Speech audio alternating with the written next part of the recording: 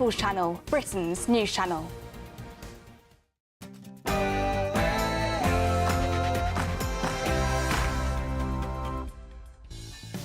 Good evening, this is Free Speech Nation with me, Josh Howie. On the show tonight, Reform MP Sarah Pochin hosted a discussion in Parliament this week looking at the dangers of Sharia councils in the UK, especially to women's rights. I'll be joined by two people who spoke at that event. I'll look back at the events at the Oxford Union on Wednesday when hundreds of protesters disrupted a debate about Islam involving Tommy Robinson and GB News' very own Jacob Rees-Mogg.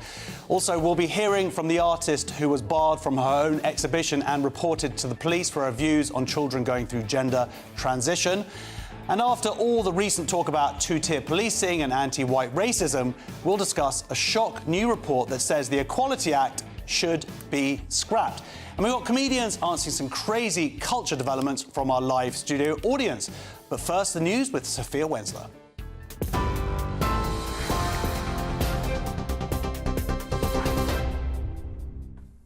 Josh, thank you and good evening. Your headlines at 7 o'clock. Donald Trump has said Sir Keir Starmer will resign as Prime Minister of the United Kingdom.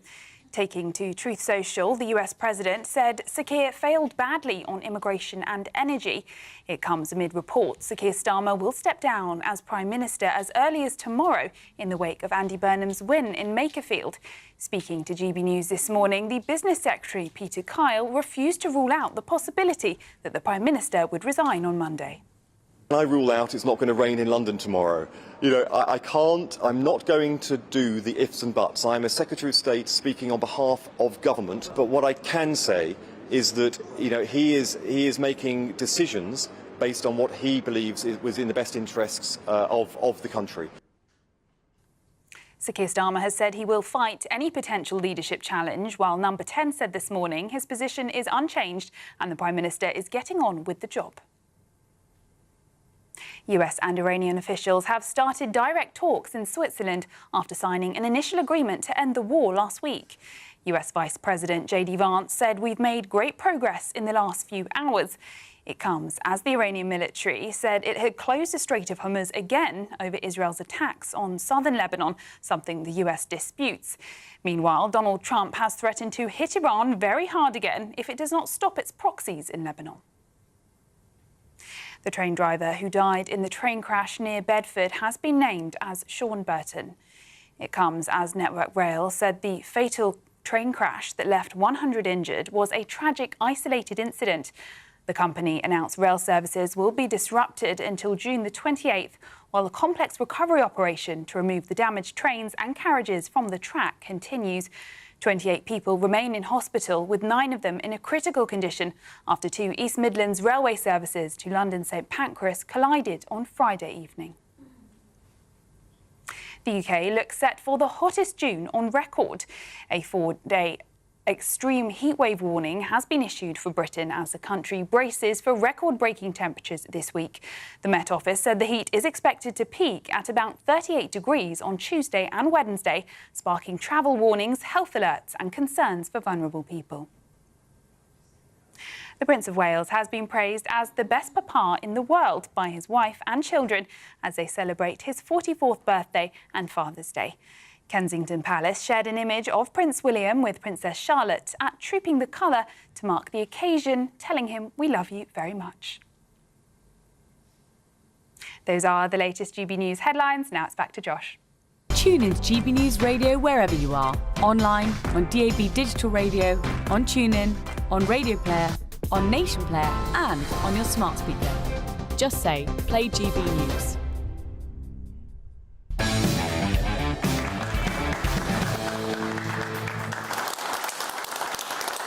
Welcome to Free Speech Nation with me, Josh Howie. The world has gone mental and we're doing our very best to fix it. On tonight's show, a former Prime Minister once called the Oxford Union the last bastion of free speech. Find out why that was not the case this week.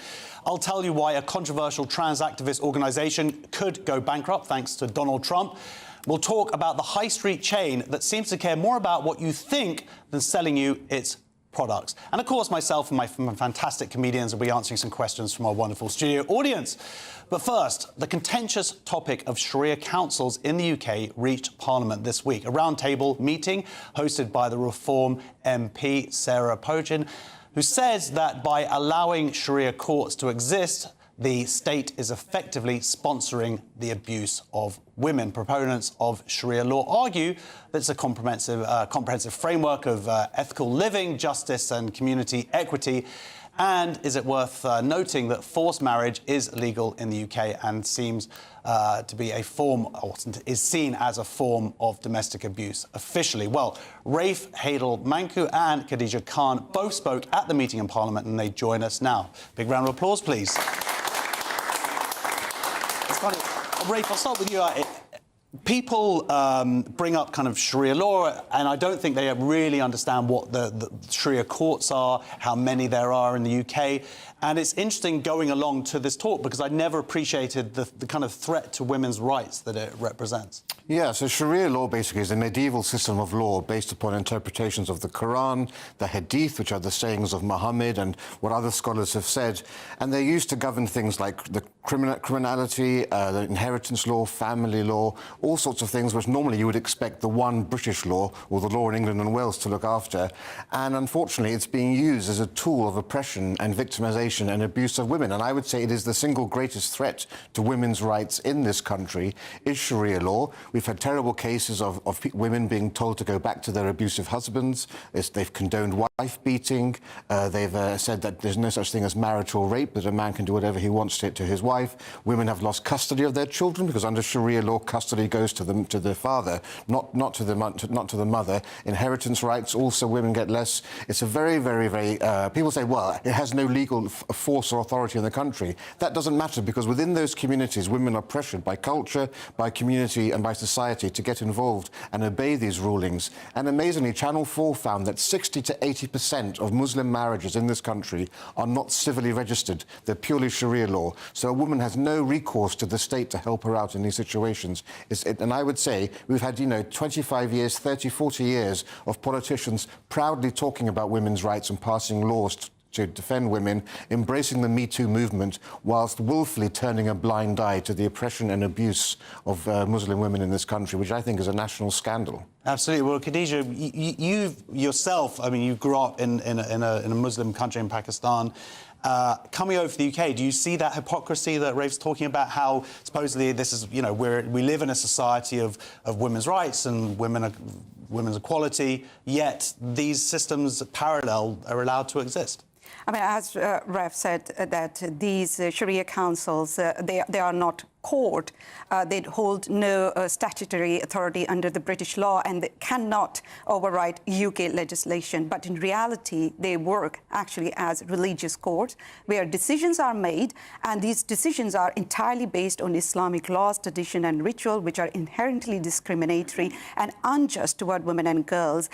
In Islamic jurisprudence, how it is practiced in these Sharia councils, a man can get divorced by easily saying 3 times, talaq, talaq, talaq, divorce, divorce, divorce, and he can obtain divorce paper quite conveniently from the concerned authorities, unlike Muslim women.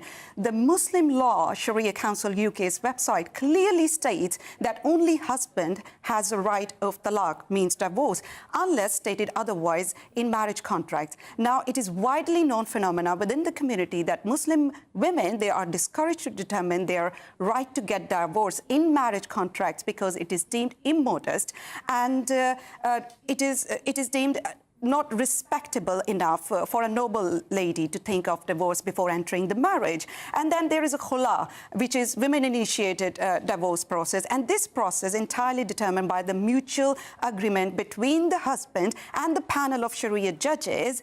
And if they don't reach unanimous decision, then women are advised to go back to their husbands. Then there are women who complain. These are the cases that have been reported in mainstream media, that when women, they complain about men having multiple wives, then they are lectured by Muslim clerics about the scientific, biological reasons for polygamy and are forced to accept living in polygamous form of marriages. And then, as Raf said, that child custody, it is always granted to men, regardless of the circumstances. Now, these these decisions are made under the banner of Sharia panel judgments. And needless to say that these laws, these practices, these traditions are at odds with the British law, which mandate equality for men and women. And ironically, some of these practices have been banned in Muslim-majority countries, such as triple talaq and the ritual of halala, in which a divorced Muslim woman, she has to marry another man and sleep with him to get back to her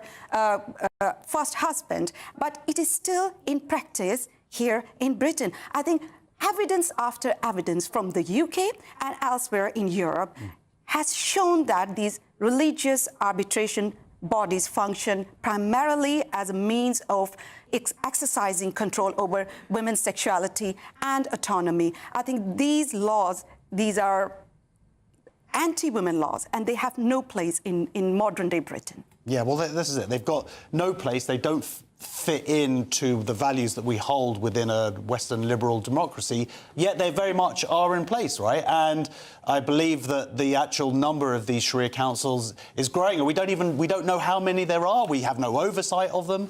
This is what's scandalous. Britain is the birthplace of modern liberty, and to think in the 21st century, Britain is now the Western leader of Sharia. We are called the Sharia capital of the Western world.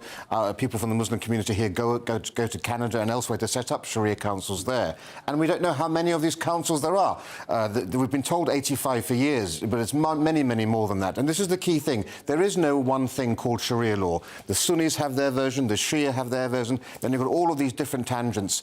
Actually, what Sharia law is, it's up to whatever the scholar or the imam who's adjudicating that day, whatever he decides. It's usually that's quite Sharia conservative. Law. And they're invariably ultra-conservative. They've been extremists. Some of you may remember Anjem Choudhury, the great terrorist who was put into prison for his support for ISIS. A woman was referred to him for Sharia justice. I mean, this is a sort of perverted system that we have here. It is a barbaric system that has no place in the 21st century. I find it remarkable. We're in an era of doing such great leap forwards for humanity with AI, quantum computing, driverless cars, and people are still having to live their lives according to such a barbaric practice whereby women lose custody of their children, and of course you have forced marriage, child marriage, cousin marriage, all sanctioned. All in the name of religious rights. And as I've said, that there is no way you can scrutinize the proceeding of the Sharia Council, because there is no version of Sharia, how it is practiced in the Sharia Council.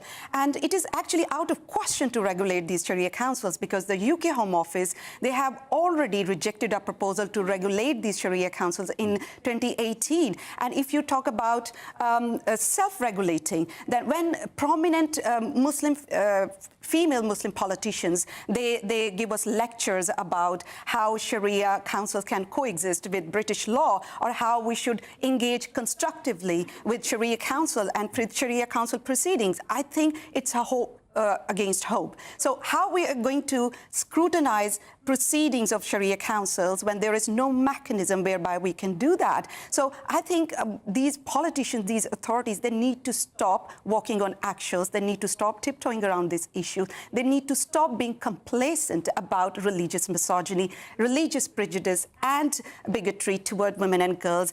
This has no place in modern-day Britain, where we proudly uphold the principle of gender equality. Well, this is it. Do we proudly? I mean, it's meant to be. We're meant to live in a system that says one law for all. Arguably, this is a threat to our very constitution, as well as being a threat to, not a threat to women's rights. As we've seen, there are many examples of this actively taking away women's rights, but it's also a threat to our constitution. What is the answer here? Because, I mean, you have, I believe in Manchester, was it, they actually put out a government paid role for a portal to run with the government's Department of Work and Pensions, and it was Sharia law administrator. So it's not like the government are taking seemingly any steps to actually get on top of this. It's more that they just want to kind of accommodate it. Well, the next time someone tries to blindly dismiss this idea that there's two-tier justice in Britain, just answer with that one word, Sharia, because that really just point out exactly what's happening in this country.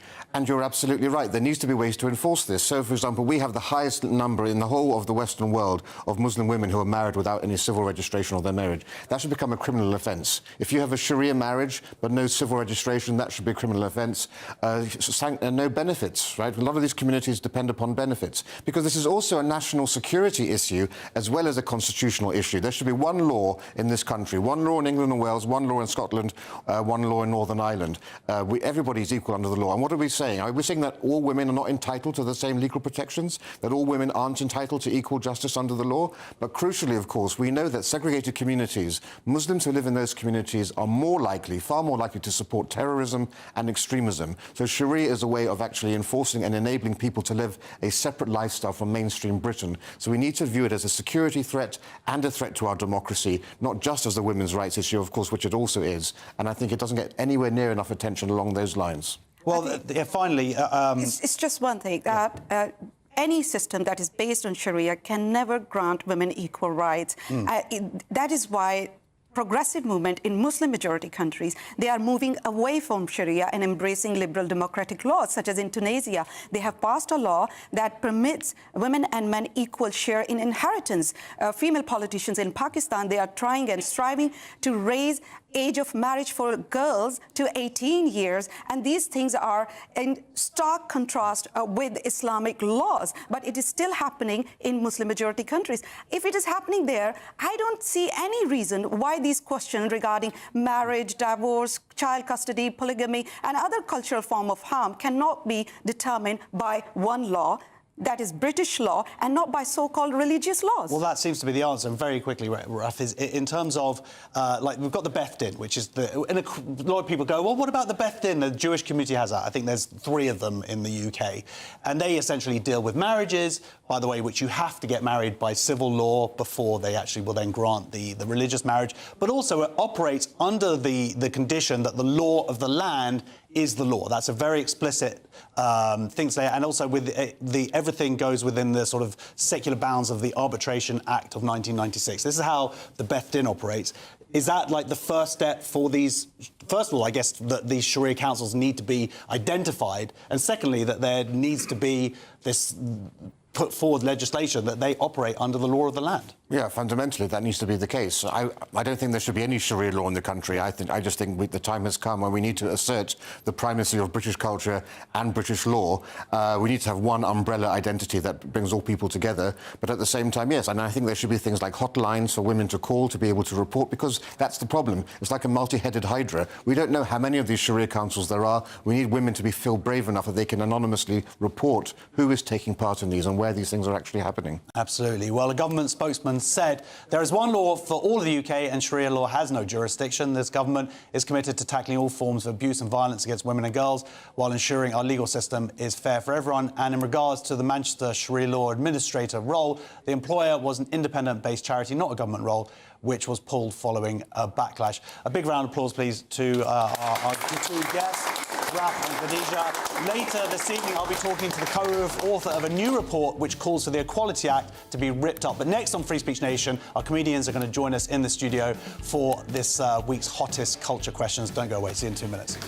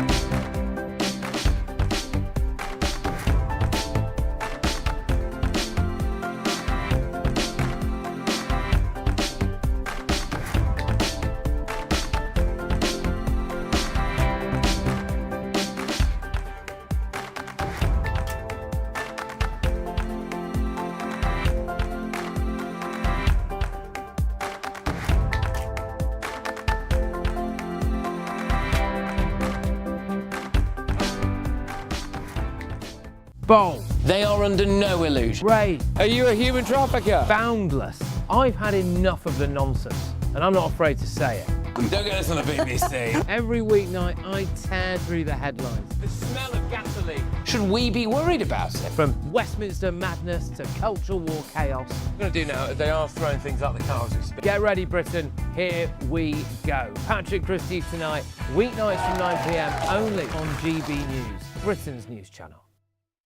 Hi, I'm Michelle Dewberry, and my show is your opportunity to cut through all the noise and dive in headfirst to some robust debates. Ideas clash. Situation, isn't it? No, Because the failure is... You're deliberately avoiding my point. Nothing's held back. And if you think this is the end of it, wait for more. And we do not shy away from the difficult stuff. Sometimes I want to shake people and say, if only you understood. So join me on Dubes & Co. weeknights at 6 p.m, only on GB News, Britain's news channel.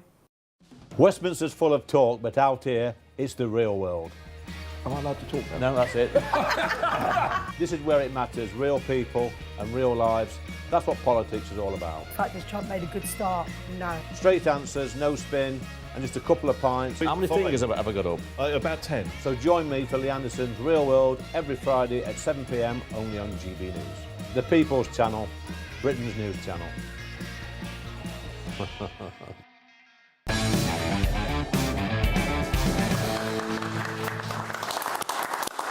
back to Free Speech Nation. My comedian guests this evening are Stephen Allen and Cresta Wetton. There we go. We're all having a little dance in the break there. Look, let's get on with the questions from our audience. Our first one's from Annette. Evening. Can you hear me okay? Yes. I actually thought that I was going to answer this. I didn't realise I was asking you the question, to be honest. I got it the wrong way round. That's okay. Thank you for no one giving... noticed. No, I good thing it's very subtle. Yeah. So how do you feel about Andy Burnham being the next Prime Minister? Yeah, well, yeah, Andy Burnham being the next Prime Minister. I mean, it's obviously nothing set in stone yet. Yeah. It could be Rachel Reeves. very, oh God, with big fan base there. Yeah. It's not going to be Rachel Reeves. I don't know. I was wanting to know what you think about it, since you've prepared your essay. Yeah, for it. Yeah, it's funny it was that question because as a journalist, I've Actually been studying him for quite some time. Okay. And I actually... No, seeing what he does actually do, and I have faith that he will do the job very well. You know what? I'm really glad that we went back to you because that sort of covers us for Ofcom. What we're about to say. Yeah, as long as that hat that goes on called Prime Minister doesn't change him, because once they get that hat going on, you know, if he can keep that... I don't think that Keir Starmer's been wearing that as a hat, more probably around his waist region. I don't know what that means, to be honest. I don't know what that means. Surely anything's going to be better than wearing Keir it Starmer. at all. Yes, well, I do think that. I think Andy Burnham's a bit more human, isn't he? But I am human. He's, well, no, yeah, everything he says is extremely orchestrated, isn't it? Yeah. To every you could ask him to make you some toast and he'd find a way of explaining how he's going to make the toast locally and not thinking about the future of the toast. And yeah. Do you know, I thoroughly disagree, though, because you don't know which Andy Burnham you've got. You've got the Tony Blair one, the Gordon Brown one, the absolutely love Corbyn one, the upping Manchester and then don't care about Manchester. You've got the one who's trying to win a local election versus what he said when he was trying to win the mayoral seat. So who knows what it'll be? I don't think we know which hat. But he's a fully Mr Ben, isn't he? He changes the hat and the person just changes entirely. So I don't know whether he's going to be good or bad. I have no idea who we're getting. Do you think that Wes Streeting has a chance? I mean, he kind of threw his hat in the ring first, which is always a kind of poison chalice. I think mathematically, no. The only reason this is all going to work is if Burnham turns up with so many people backing him that Starmer goes, all right, I can do the maths, I can't do anything, which then also means Wes Streeting won't either. So, it's no chance. And we don't actually know that the word is that Keir Starmer's going to resign tomorrow. But he might just be clinging on, find out what's going to happen in the next 24 hours. Tweet didn't actually specify a time or a date, so we don't really know. Just as long as it's not in the next 2 hours. I've worked really hard on this show. I don't want to jettison it, OK? We've got important things we've got to talk about. Well, if I was Starmer, I would do it on a Sunday night. No one would expect that, would they? OK. Sneak out. Yeah, just like this. Guys, I'm just going to pop to the off licence. See ya. Well, unless he watches this, which I'm pretty sure he doesn't. He's going to do it just to mess me up. This is the... You've earned it, Josh. I think so. All right. Well, we'll see what happens. Well, look, our next question is from Sean. I'll get a different topic to the one we've just had. Why are Scottish prisons ignoring the law? Yeah, why are Scottish prisons ignoring the law? The Harry Potter author J.K. Rowling says she is prepared to bankroll legal action against the SNP government over its prisons policy. It follows a court ruling that housing biological males in women's jails was unlawful, and the Scottish government says it is considering the implications of the judgment. So this is insane, Cresta. Basically, anybody who watches the show, anybody who's got eyes and ears know that men and women are different, but in law, it's been very clearly stated that women deserve women's-only spaces. Then, for Women Scotland, who are this amazing organisation of just very normal human beings, have taken the Scottish government to court to say, get women out of prisons. And the most insane thing is that then the Scottish Prison Service said, well, yeah, you're right, we're breaking the law, but we're just going to keep things as is while we look into it. They admit they're breaking the law. That is all. Yes, exactly. They admit they're breaking the law. They're sort of saying we're breaking the law for a little bit longer, just a few more women in danger, and then we might get around to sorting ourselves out. Give us a minute. We've only had how long have they had now? A year and a. Well, it was the anniversary recently. I went. Yes. Everything you just said, and it's infuriating and good for J.K. Rowling, but you know what happens. Somebody somewhere will say, oh, she's the female Elon Musk and she's hurting the people at the bottom. But she isn't. She's doing an absolutely fantastic thing, which the Scottish government should be doing. And what's going to happen now is the taxpayer's going to get a massive bill. Sure, because we've now got to fight J.K. Rowling. Exactly, because we've got to fight J.K. Rowling, which is a bit unfair. So we're getting there, but as usual, we'll still be talking about this for a while to come, I think. Well, J.K. Rowling, she's put her money where her mouth is. She says, I'm going to donate to this cause. Any women who are in prison with men. And there's some of the stories that have come out about women being sexually assaulted. It's horrific what has happened here. There is a sweet irony in that this money will be coming from the people who spent the last 15 years reading the Harry Potter books, who are exactly the kind of people who are opposed to this. What a sweet irony that the money comes from those people, and that's where it'll end up. It would be nice if we could all do the same thing as the prison service, though, and say, like, when someone pulls you over, here, where you're speeding, sir, just give me like another 3 miles, and I'll probably be home by then, and then I'll reconsider it. But there would be another sweet irony, because if the prison is breaking the law, what do you do with them? I guess you send the prison people to prison, and then they'd wake up next to, someone called Laura who's massive, and it's and like then they might sort it out. Yeah, probably sort something out. Yeah. Very good. All right. Well, look, our next question's from Chris. Are Yorkies for girls? Are Yorkies for girls? And thank you so much, Chris, for shaving your shoulders in a period. Ready for the show. So the man behind Yorkie's famous It's Not For Girls adverts says the campaign would never be approved today, obviously. Former Nestle marketing director Andrew Harrison says modern attitudes and social media have ended the era of what he calls blokey humour. That's a little bit sad, isn't it? It was Very also sad. The sales went up for men and women because guess what? Women can have a sense of humour. It's a clever advert. It's like when they tell stand-up comics to tell stories. Well, this doesn't hold true anymore. But tell stories about what goes on in the men's or the women's toilets, because everybody in the room will either go, oh, it's about me, or oh, it's something I shouldn't know about. And that's what the advertising was, wasn't it? It was either it's just for me, so I'm going to buy it, or ha ha ha, I'm breaking the rules, or whatever. We all had a sense of humour. Where's that gone? I think it's silly. It is silly, and like the adverts, they were funny in that they had a woman like with a fake moustache and sort of trying to pretend to know the offside rule, which I don't know. So I'm not allowed to eat Yorkies. But they got to play with these sex stereotypes. And that's what it was, wasn't it? It's not a sexist advert because, I mean, I don't want to give the game away if people don't remember that era. Women could buy them. It was legal. It wasn't a law. It was just a silly joke in an advert. But I do think we're living through a time where the excuse used to be, well, it's just a joke, and that's why you could get away with it. But now I think comedy's policed more than anything else. The idea that you can talk about things, but you can't joke about things. Like, if you can make a film that includes some really offensive racial language, and it would just be a Certificate 18 film, but if a stand-up comedian uses it, it never work again, which is tricky. I'm an observational comedian. What if 3 of those types of people walk into a bar? What am I meant to say? So I think now comedy is just being policed because we're not allowed to do things. Just because we're comedians. Absolutely. Well, look, a spokesman for Nestle previously said, we hope people know that this is an old marketing campaign and Yorkie is, of course, for everybody to enjoy. We haven't used the slogan for a number of years and have no plans to reuse it in the future. Please don't cancel us! No, I added those last few words. And our final question for the moment is from Nick. Are posh boys toxic? Oh, thank you, Nick, for asking that in the posh accent demanded for that.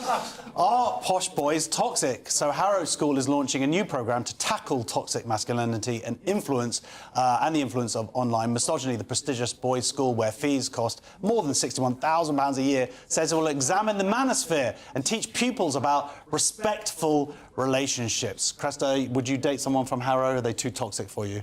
Well, I'm sure they are toxic. And that's what you like. But how dare... Well, look, we've all got issues. Obviously, there are some that come along with that, but it's not the toxicity they're talking about, is it? They're going to get them in a room and say, oh, don't be too male. There's hardly any masculinity left. It's practically an endangered species. Don't crush the last bit. Certainly not in those schools as well. How much manliness is going off in those schools? Probably not. I like in the statement when you read the article, it goes, it's headmaster said. I say, oh, well, you'll find there, are you? But they also said, they said that we're tackling toxic masculinity and misogyny with our pupils. So it's like they're almost saying that there is already this misogyny. Yes, well, that's the problem. It's presumed that you never say masculinity unless you've got the word toxic near it. There's a lovely clip I saw on the internet where you try to ask women what are the good sides of masculinity, and they'll end up listing female traits, you know, compassion or caringness. So then you try and get them to only list things that are specifically male that you wouldn't identify as having as a woman, and they've got nothing. Yorkies. Well, yeah, you can't even do that these days. Come on, as soon as the boiler's broken, they'll think of something, won't they? I mean, come on, you know someone who went to that school. That's right. I am very good at finding a plumber's number on Google. That's my masculine skill. Yeah. Well, yeah, as soon as batteries need changing, you're the guy. Yeah, I'm the guy. Right, later this evening, I'm going to be talking about the high street giant that's under fire for displaying graphic cartoon images in its shop window. But next on Free Speech Nation, I'll be joined by one of the men who spoke alongside Tommy Robinson at the Oxford Union this week. See you in a couple of minutes.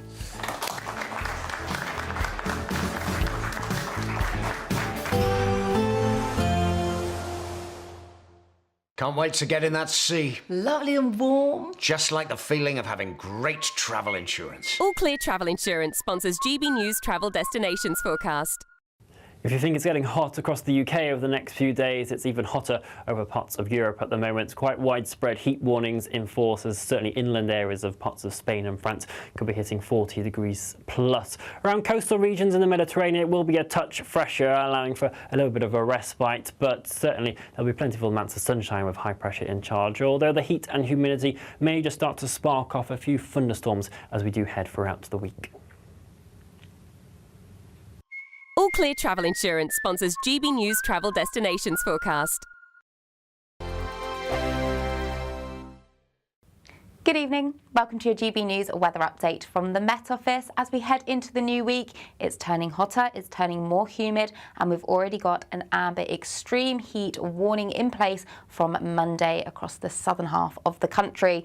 High pressure is dominating, it's sticking around. That'll lead to day-on-day heating and drawing up that heat from the near continent. Through this evening and overnight, though, lengthy clear skies across much of the country. Across Northern Ireland, it will be turning cloudier. We'll see some patchy outbreaks of rain pushing its way north and eastwards into Scotland. To the south of that, clear skies but turning increasingly humid. Temperatures only around 17 or 19 degrees, so a very warm start to Monday morning. Across the north, though, that's where we have cloud and patchy outbreaks of rain. Best of the sunshine across the north of Scotland first thing on Monday morning. To the south of that, there will be patchy, mostly light rain. Similar picture across much of Northern Ireland and into northern parts of England, but to the south of that, across Wales, across the Midlands, East Anglia and the south of England, plenty of strong sunshine. As we head through the day, that theme continues. We'll see cloud and outbreaks of rain across Northern Ireland and pushing into much of southern parts of Scotland and pushing its way north and eastwards. To the far southwest, we will see a few thunderstorms just pushing up from the south, so expect some flashes of lightning, perhaps some torrential downpours, some gusty winds, but elsewhere, some good deal of strong sunshine. Temperatures here around 32, 33, possibly 34 degrees in the south. That leads to another warm, muggy, uncomfortable night for sleeping as we start Tuesday morning. But as we go through Tuesday, it's a day of a good deal of blue skies, but it's going to be feeling hotter out there and humid too. That's a similar picture as we go into Wednesday. Thursday, more in the way of cloud, but temperatures really peaking Wednesday and Thursday, 38 degrees possible. At GB News, we love to hear from you, our loyal community. So drop us a line at gbnews.com/yoursay. There you can talk to each other and also to the presenters live on air. gbnews.com/yoursay, because GB News is your channel, Britain's news channel. As soon as it hits 11 and the headlines come in, the late edition brings you the breaking news from all the front pages. Because the news is going to happen. So get a head start today. Patrick Christie's Tonight, late edition. Alex Armstrong Tonight, late edition. From 11 o'clock every night. Only on GB News, the People's Channel, Britain's news channel. Breaking news, live updates, stories that matter. From the heart of the GB newsroom to every corner of Britain. With our team of dedicated journalists across the UK. GB News bulletins are there to deliver the latest news that matters to you. Bulletins on GB News, the People's Channel, Britain's news channel.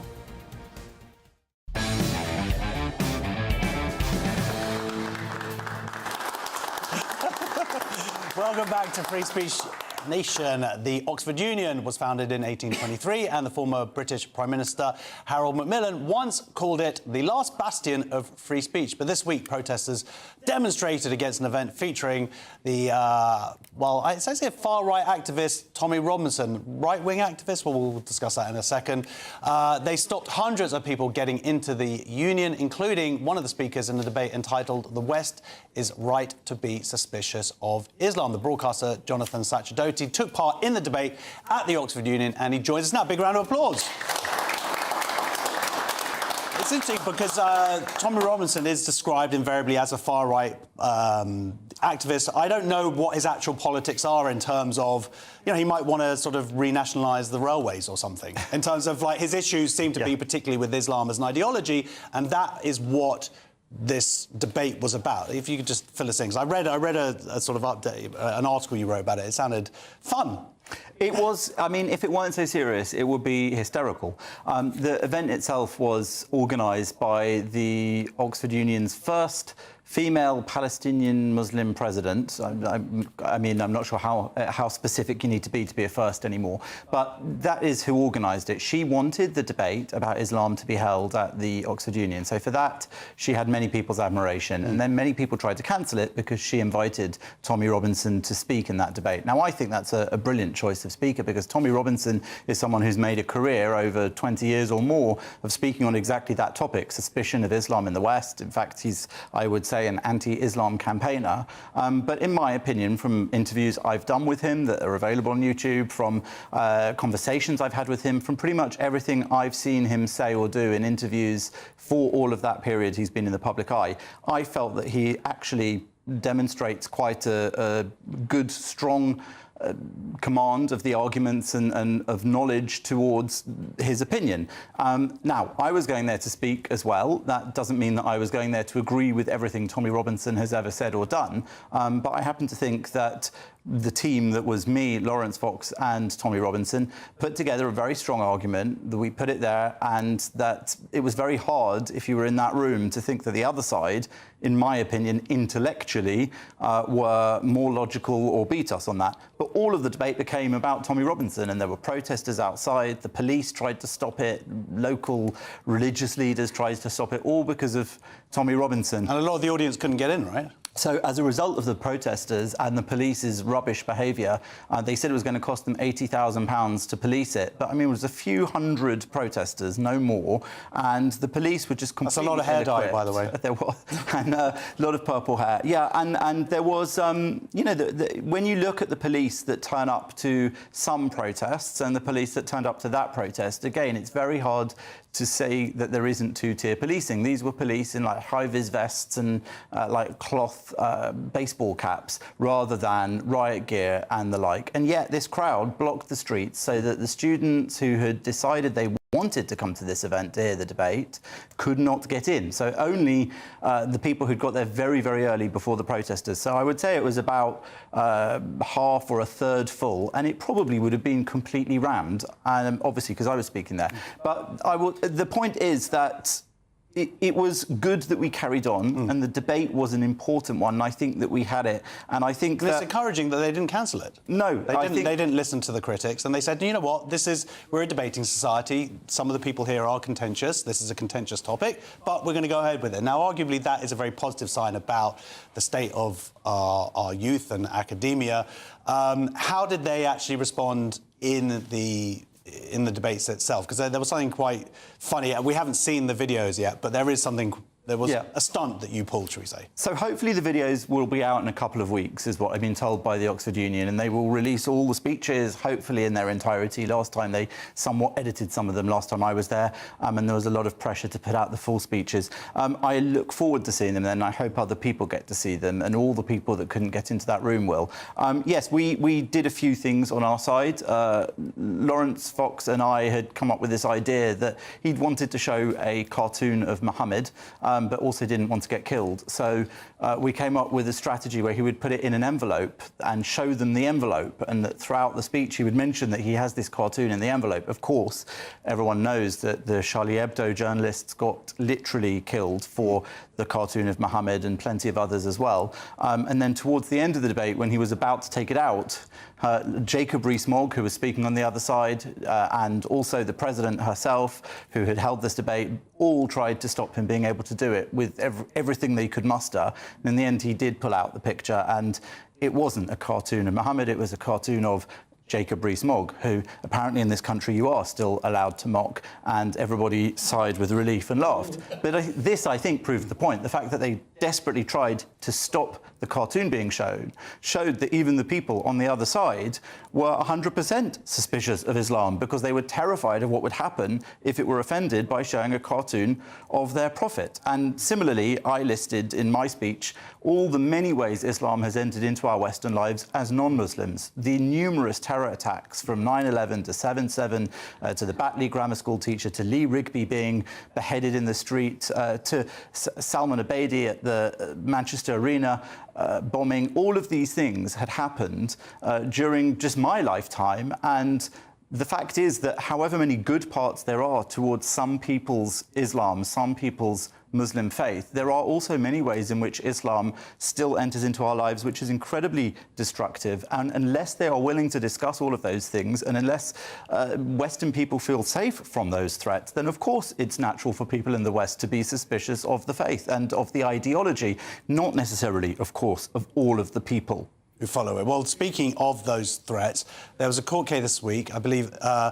A daughter and a mother were shouting Khaybar, or Khaybar al-Yahud or something, which is basically a pretty explicit threat to the murder of Jews. They were taken to court for threats, for hateful speech. There's a separate debate whether hateful speech in itself should be curtailed by law, but that does exist in this country, yet they got off in 28 minutes, the jury. Calling for the death of Jews in this country seems excessive, perhaps? Maybe it shouldn't be allowed? So there's a lot of debates about what you can and can't chant at protests, and what is and isn't anti-Semitic, and what should and shouldn't be illegal. But I think most Jewish people had come to the conclusion that the Khaybar Khaybar chant was definitely one that nobody would disagree with, because it basically references the Battle of Khaybar in 628 AD, when the army of Muhammad slaughtered the Jewish tribes of Khaybar.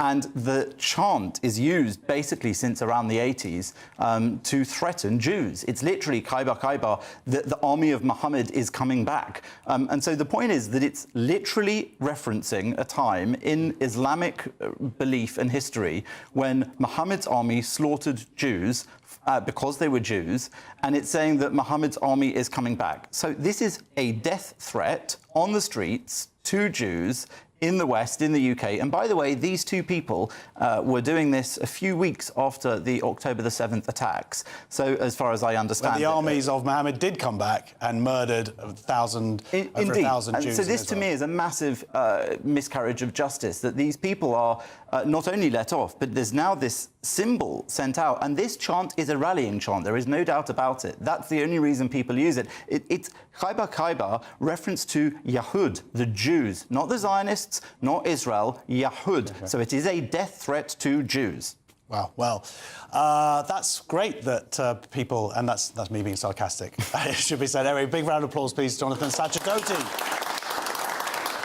Regarding the event at the Oxford Union on Wednesday, a Thames Valley police spokesman said event organisers are responsible for managing event security and the safety of their guests. We have worked closely with the Oxford Union and local partners through well-established safety advisory structures throughout the planning process. We're aware of a small number of guests reportedly difficulty accessing the Oxford Union. Decisions on access, including temporary suspension of entry, were made by the organisers, not police. Our officers deal with the situations as they happen, making decisions based on facts, evidence and risks at the time. We're committed to treating everyone fairly and with respect and keeping communities safe. Next on Free Speech Nation, I'll be bringing you an incredible story. The artist who was barred from her own exhibition and reported to police over her views on gender transitioning. See you in 2 minutes.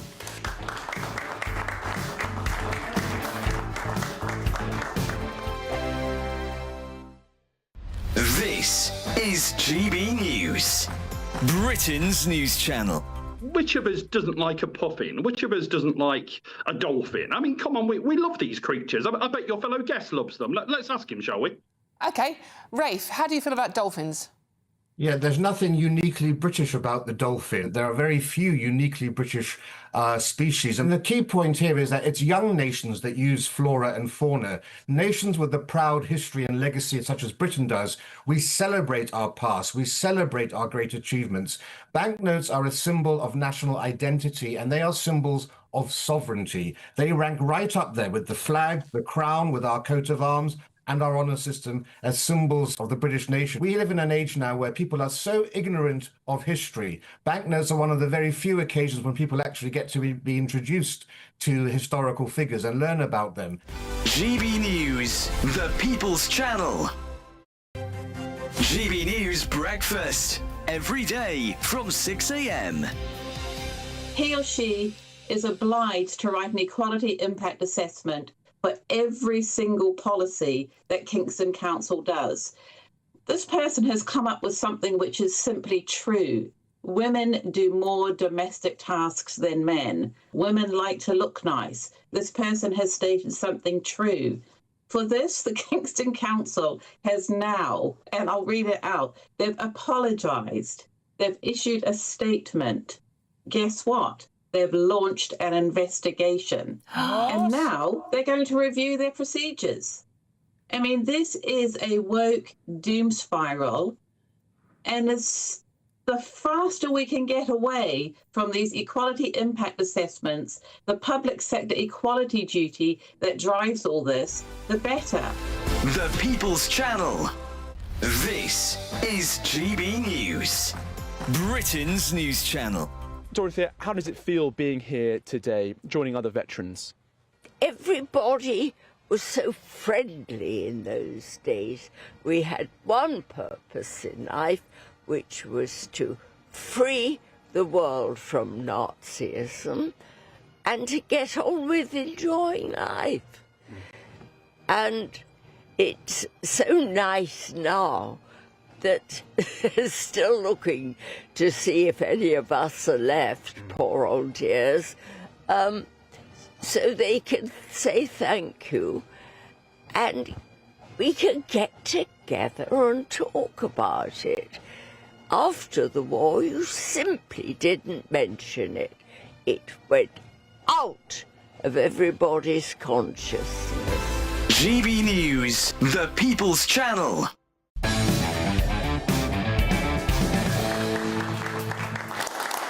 Welcome back to Free Speech Nation. An artist has secured a legal settlement after she was cancelled from her own exhibition and reported to the police for expressing her view on children going through gender transition. Victoria Culf brought legal action against Watford Borough Council. Here's what she had to say. Somebody's been making up these stories about me and telling them I'm this horrible person. And I don't understand why people that have got good common sense, and I've been very kind and loving to, are suddenly going, oh, she's really bad, you shouldn't talk to her. She's wildly homophobic and transphobic because she doesn't think you should transition a young child. Well, we are joined now by Andrew Williams, who's the founder and chief executive of Christian Concern. Welcome to the show. We interviewed Victoria, actually, on the show, I think it was about 1.5 years ago now. This whole process has taken 3 years to reach some kind of settlement, but it's crazy, isn't it? Let's talk through the story. As I remember it, she was putting on an exhibition in the council premises, had a conversation with someone whilst she was putting up over a cup of tea. Literally over a cup of tea whilst putting up her exhibition. It was actually an exhibition that she had self-funded in communication with the Watford Museum. And she'd also had an ongoing contract to do further exhibitions there and in the community generally. And it was over a cup of tea with a colleague that she had this particular conversation. And this colleague basically went and I believe got advice from a trans activist charity, reported her for a hate crime? Well, you know, the thing was, Victoria describes it, I was passing her the milk, and she opened up her heart to me about the fact that her daughter was transitioning, and her daughter was a teenager, a young teenager, and that they'd gone to the Tavistock clinic. Which has now been closed. Yes, which has been closed and were seeking to access puberty suppressants at the time. And Victoria, at that point, just raised concerns about it, raised concerns around the Tavistock clinic, raised concerns over whether this was a good idea for her child, and that she honestly felt that she was having a heart-to-heart, mother-to-mother kind of conversation over a cup of tea. And so she did this. She went home. She felt that she'd really been as kind and as compassionate as she could be whilst airing that opinion. Obviously, it was going to be difficult, perhaps, for that other mother to receive, that other worker to receive. But really, the next thing that Victoria knew was that she was being called transphobic on social media. She was reported to the bosses at Watford Borough Council, and she was reported to the police. They went to Ask Clive, which is an organisation associated with Stonewall, and with the help of Ask Clive, reported Victoria to the police for a hate crime. So Victoria was suddenly subject to all of these things for a conversation over a cup of tea. Well, listen, look, I don't know what it would be like for your child to come to you and say that they think they're actually the opposite sex. I imagine that's incredibly hard. I know what I have thought about it, and I know what my response would be. But I can understand that someone sharing their intimate personal life and basically someone saying, well, you know what, actually, I don't agree with that, what you're putting them on drugs. I can understand all of that. There's a difference between having a difference of opinion and being accused of a hate crime for having a different thought. And then, of course, the council acting upon this report. Now, I believe, to be fair to the police, that they did actually drop it. Basically, they looked at it and they said she hasn't committed a crime. Victoria, my understanding, didn't know that, so she had this hanging over her. She wasn't told that, so she was really concerned that the police were going to turn up at her door. And I think it takes a lot of courage, Josh, to in that moment, to say to another mum, do you really think... That takes a lot of love, actually, and a lot of courage. And we're talking about drugs that could, not arguably, that do have been proven... have such a catastrophic effect. Yeah. And, of course, now, as time's gone on, we've seen the impact of those drugs and the fact that Tavistock's been closed down, and now many cases of children or young people who've transitioned now wanting to detransition. So it's a great act of courage and love in many ways. Well, the final question is, do you think that Watford Council have kind of learnt a lesson from this experience not to sort of police people's legitimate thoughts that they're allowed to express? Do you think they're now actually, and not just Watford Council, but all of these councils who kind of overreach when there's a complaint, do you think now they're actually going to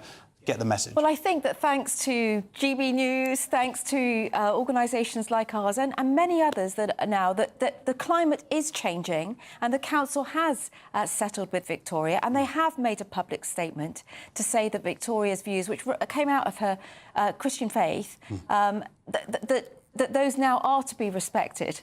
And so they have said that, and also that she can return and that she's a person of good standing. And of course, there were also safeguarding allegations raised against her that she wasn't fit to work with children. It's a lot for someone to endure for 3 years.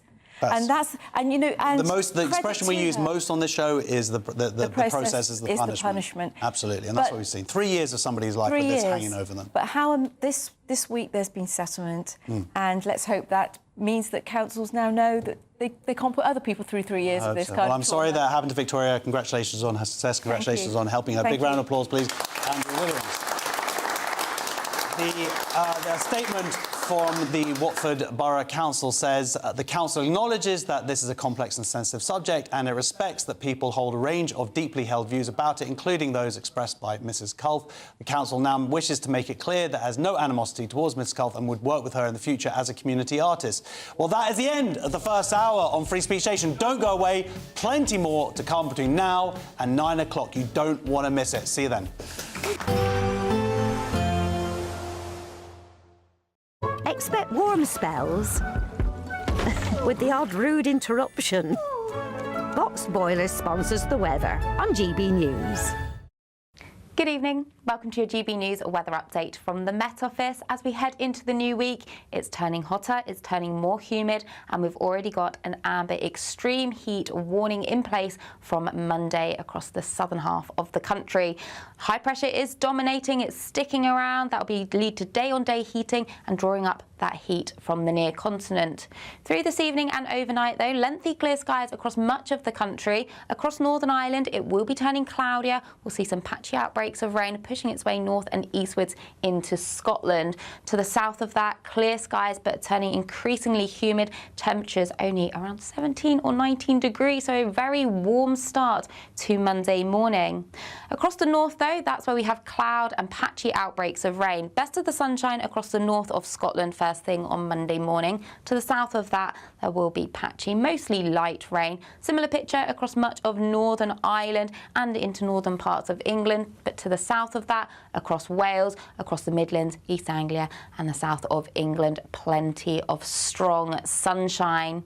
As we head through the day, that theme continues. We'll see cloud and outbreaks of rain across Northern Ireland and pushing into much of southern parts of Scotland and pushing its way north and eastwards. To the far southwest, we will see a few thunderstorms just pushing up from the south, so expect some flashes of lightning, perhaps some torrential downpours, some gusty winds, but elsewhere some good deal of strong sunshine. Temperatures here around 32, 33, possibly 34 degrees in the south. That leads to another warm, muggy, uncomfortable night for sleeping as we start Tuesday morning. But as we go through Tuesday, it's a day of a good deal of blue skies, but it's going to be feeling hotter out there and humid too. That's a similar picture as we go into Wednesday. Thursday, more in the way of cloud, but temperatures really peaking Wednesday and Thursday, 38 degrees possible. Expect warm spells with the odd rude interruption. Box Boilers sponsors the weather on GB News. Hello from the Imperial Island Resort in Paphos, and it's the final week to see how you could win big in time for summer. Someone has to win our stunning cash prize of £76,543.21. Just don't miss out as lines close on the 26th of June. For a chance to win, text cash to 63225. One entry costs £2.50 plus one standard network rate message. Or text bonus to 63225. 5 entries cost £5 plus one standard network rate message. Go to gbnews.com/win. Entries start at £2.50. Call 0903 686 3232. Calls cost £2.50 plus your network access charge. Or post your name and number to GB21 PO Box 8690 Derby DE1 9TT. UK only. Entrance must be 18 or over. Lines close at 4 p.m. on the 26th of June. This is a network giveaway. Entries will be pooled. Please check the closing time if listening or watching on demand.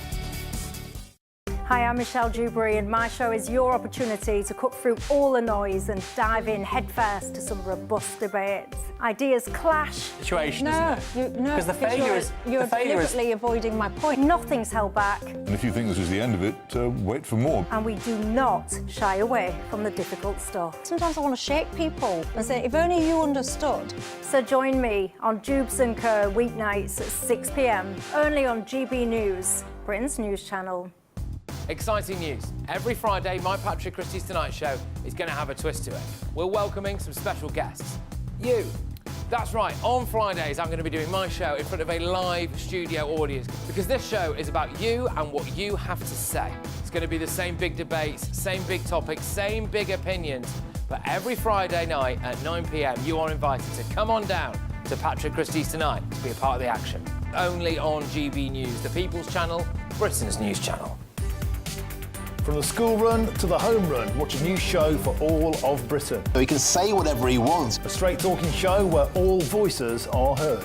And, you know, when are we going to stop talking about smashing the gangs and actually do it? With the stories that matter from every part of our country. There's a bit of a crash landing there for your Chancellor. Bold, fearless and standing up for you. That's me, Martin Daubney, 3 p.m. till 6 p.m, weekdays, here only on GB News. The People's Channel, Britain's news channel. I've been in Westminster for a long time, but I know that though power may be here, its effect on people's lives is across the whole of the country. We may be where rules are made, but it's where they're implemented that matters. Join me, Jacob Rees-Mogg, for forthright and frank discussion on where Britain has come from, where it's going, and where it will end up. That's State of the Nation, Monday to Thursday, 8 to 9 o'clock. Vox Populi, Vox Dei.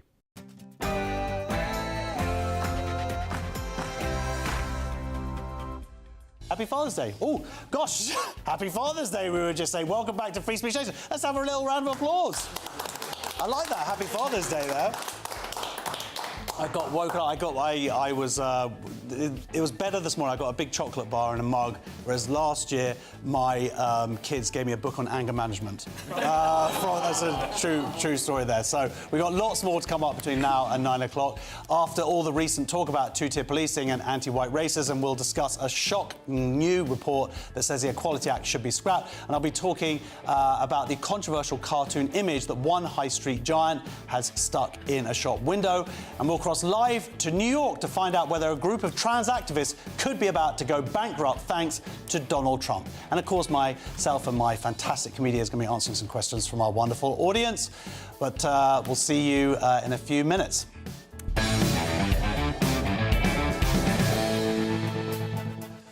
All right, so the last few weeks, you have not been able to move for accusations of two-tier Britain. Police forces and other public services have been accused of anti-white racism, and it's become one of the hottest political issues of the year. Now, a major new report claims the Equality Act should be scrapped. Dr. Anna Lutfi is one of the authors of the report, and she joins us now. Big round of applause, please. I read this report this morning with a big bar of chocolate and my nice new mug. Good. And I actually understood it. Good. Which is a credit to you. It laid out the history of the Equality Act, and it showed how problematic it is and how it's impacted British law. Yes. You're the person who wrote it, so you can tell us and share it. Well, I co-wrote it with Alka Sethgold-Cuthbert from Don't Divide Us, who I think is a regular on the show. Yes. So we wrote it together for the Prosperity Institute, and we don't outrightly recommend scrapping the Equality Act. We put it as an option. There are other options. One option is to repeal and replace the Equality Act with an alternative framework, an anti-discriminatory framework. Another option would be to remove from the Equality Act what the country decides are the more egregious aspects of it. But what we try to do... Which is public discrimination. Well, yeah, we set out 7 areas where we think the Equality Act is failing very badly. And in order to understand why this isn't some fascist far-right sort of conspiracy to rid Britain of all anti-racist legislation, what we do, and I think we are the first to do, is we give the history of the Act. And you need to understand the history of the Act. I'm a barrister, I work in employment law, I work in equality law, but my co-writer, Alka, is a sociologist, really, and a historian and a philosopher. So what we do is a multidisciplinary approach to the Equality Act, and we say, where did it come from, and how did it evolve, and what was its aim? And what I want to say to your audience today, and this is the most important part of what we try to do with the Act, is say, you are being sold a lie. Because what you're being sold is that the Equality Act was just a consolidation of existing anti-discriminatory legislation that existed and came into existence after World War II. One example would be the Two Race Relations Act of 1965-1968, where there were clearly anticipation at the level of the legislature that there would be hostility to people coming into the country from the Commonwealth countries, and they wanted to make sure that there were strict prohibitions on, for example, racist discrimination, specifically in provision of goods and services. I'm talking about primarily employment and housing. And that was the stuff that anti-racist legislation was made of in the 1960s. And we see similar legislation rolled out in respect of sex discrimination and disability discrimination. And what happened with the Equality Act was not, as you are being told, a mere consolidation of these previous pieces of legislation. There were conferences of international lawyers, human rights lawyers, who met and who decided that we needed something else. And what that was the Equality Act that brings a completely different philosophical approach to the idea of equality. It transforms the notion of the free, autonomous and equal individual citizen before the law into a bearer of a protected characteristic. This means there is no more formal equality, there is no more individual who has moral autonomy and choice in a free democratic society. There is the bearer of the group characteristic. You, Josh, are no longer a free man, an individual with a claim against whoever you want to bring a claim against, and a bearer of obligations in your own right whenever you enter into a contractual arrangement with GB News, for example. GB News cannot see you as an individual. You are a white, male, God knows what your sexual orientation is. Who knows? I shudder to think. I think you might be Jewish, not sure. But the point that I'm making is that you are a bearer of group characteristics, as are all of the people in this. It's not a colourblind society that we were meant to be striving towards. Yes, and what happens is that the assumption, before we even get to court, or before we even get to the letter of the law, the assumption, the ideological assumption that is packed into the Equality Act a priori, is that some groups of people have been historically discriminated against, who suffer systemic prejudice, and that the whole world, if we're talking about Great Britain, the British society, the broader British society, is stacked against those people. And that assumption, by the way, is in law. It's everywhere. It's not just in law. I mean, it's fed by law because it's fed by the ideology of the Equality Act. You can read the Equal Rights Declaration on which the Equality Act was based, which was drafted. The Equal Rights Trust had their declaration drafted in 2008. Those are the international human rights lawyers that I mentioned earlier. Key proponents were Lord Leicester, Bob Heppel. Read the report, it's all laid out, the history, and what they did was they decided that we don't need formal equality anymore. What we need is transformative equality. That means it is the job of the state, through various public sector institutions, to identify systemic disadvantage and correct for it. That means we are now living in a society where public authority, including the judiciary, including the state, the political institutions, government, are now mandated to level the playing field. So judges aren't hired on ability, they're hired because of ethnicity or characteristics. I mean, this is the sort of thing that's recently been proposed. And that's what they say. Oh, well, like yes, they're on merit. About the recent... but there are plenty of these examples over the last... Across every area of life, we're now seeing a move away from the idea that people have skills, qualifications, aptitude, talents, which, by the way, an employer is in a very good position to judge They will judge, for example, who should be paid what in respect of which skills they have and how they are needed and what the market rates are for specific sets of wages for specific types of job. Well, that goes with the Equality Act. As we show in our report, we talk about two cases, the Next case and the ASDA case, where, actually the job of the judiciary is to determine wages based on protected characteristics. If it's seen that two people doing totally different jobs are different sexes, so a man does one job, a woman does another kind of job, it is possible to argue through the logic of the Equality Act that because we're talking about people with different protected characteristics, men versus women, that has to be equalised. So even if the jobs are totally different in nature and they appeal to completely different market rationales in terms of how they are paid, and the employer being in a position to understand that best, that has to be all handed over to a judge who has a new role under the new regime, which is to determine whether or not the wage is fair. Well, that means that we're now living fundamentally in some kind of state socialist economy. So we've by got the back door. Well, because we sort of have two movements here working hand in hand. Yeah. We've had the ideology here of whatever you want to call it, progressive ideology, woke ideology, identity politics, but it's been backed up by the law at the same time, and it arguably wouldn't have got so far if it hadn't been enshrined within our law, right? So what do we do about it? Because you give three different possible solutions here. Yeah, I mean, saying anything negative about the Equality Act is like saying something negative about babies. We've been fed this mantra, again, to do with this lie that all the Equality Act did was to consolidate existing anti-discrimination legislation. What we show is no, it was about transforming the nature of the polis, the nature of the public. We are no longer free, autonomous individuals who can enter into free contractual relationships with other people and negotiate the terms and conditions. We are bearers of group, historic, privilege or lack of privilege. We are either advantaged or disadvantaged, and the job of the state, including the employer, is to correct for that. That's why employers now they have onerous HR duties. They have to conduct gender pay gap audits.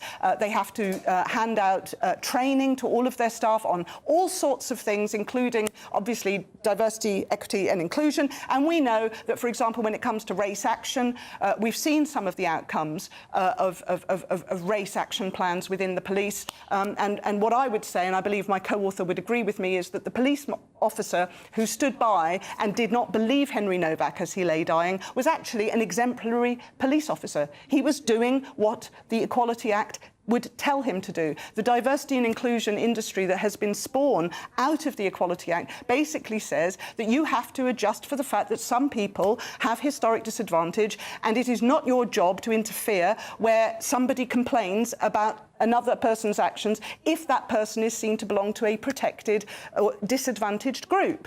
And so what I would say is it's no lie anymore or it's no exaggeration or hyperbole to suggest that DIE can actually kill.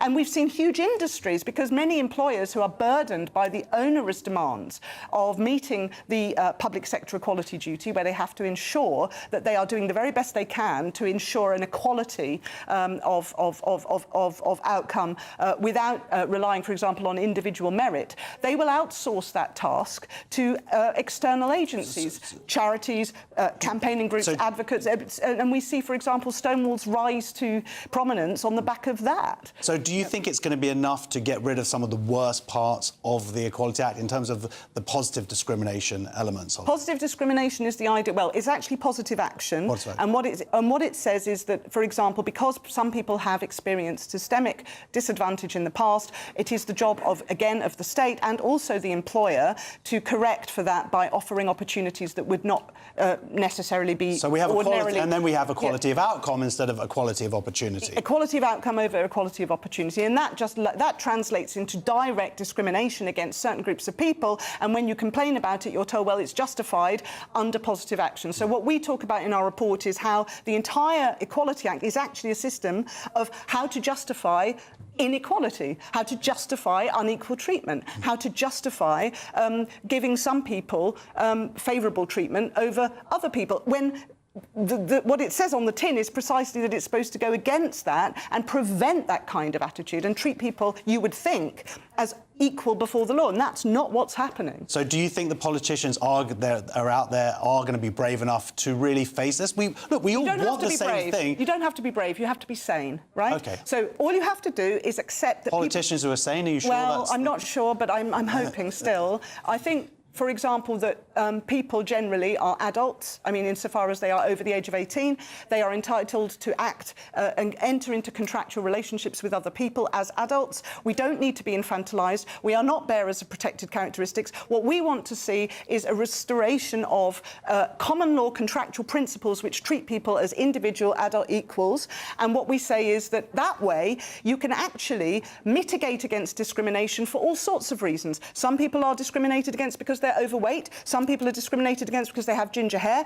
I have been discriminated against in the past because I have an elderly parent that I have to care for. That's not covered by the Equality Act. What we can do is we can enter into contractual relationships where if I am obliged to perform for my employer, and I do so, but they do not treat me favourably for some other reason that has nothing to do with my contractual performance, there can be an implied term in my contract that is discrimination. We don't need protected characteristics. Okay, well, look, I would highly suggest people actually read this report. It's 30 pages. Yes. It's written actually in a way that anybody who doesn't understand this topic. Audience. Absolutely. Yes, and what's the name of the report, very quickly? The report is called Some More Equal Than Others. Some More Equal Than Others. The case against the Equality Act gives 3 recommendations for different courses of action, and it's available to everybody in a lay language that everyone can understand. Big round of applause, please. Dr. Anna Lupin. A government spokesperson said the Equality Act 2010 is one of the most significant achievements in modern British history. It is the quiet guardian of millions of people's daily lives. This government will uphold and protect it, not weaken it. It is the legislation that stops bosses overlooking pregnant qualified workers for promotion or discriminating against interview candidates due to race or sexuality. It's why shops and transport must adapt for wheelchair users and why business owners can never turn you away based on faith. And we will go further by finishing the job to ensure there are new protections to prevent class-based discrimination by enacting the social economic duty so everyone has access to the same opportunities and services. Well, later this evening, I'll be telling you why Amnesty International is being criticised, and it's all to do with a small bookshop in London. But next on Free Speech Nation, I'll be joined by Stephen Allen and Cresta Wetton. We're going to be answering some audience questions. See you in a couple of minutes.